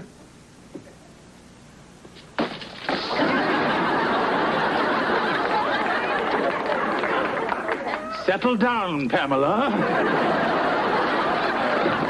Hey, Kev, if you're heading up to the Poconos, you better get started. It's getting late. Nah. I think I'll just stick around here. Yeah, me too. I don't like swimming in the dock anyway. So, as long as we're all staying, why don't we open up some presents? Yeah. Wow. A big box. Merry Christmas, Marcia. I put it together myself. Honey, it's the best job you've ever done.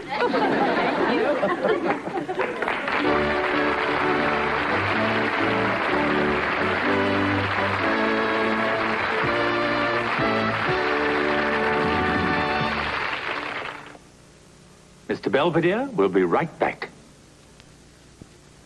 Pamela is safely back home in Sheffield. When we parted, we promised to meet again in another 40 years. The Owens family was thrilled with their gifts.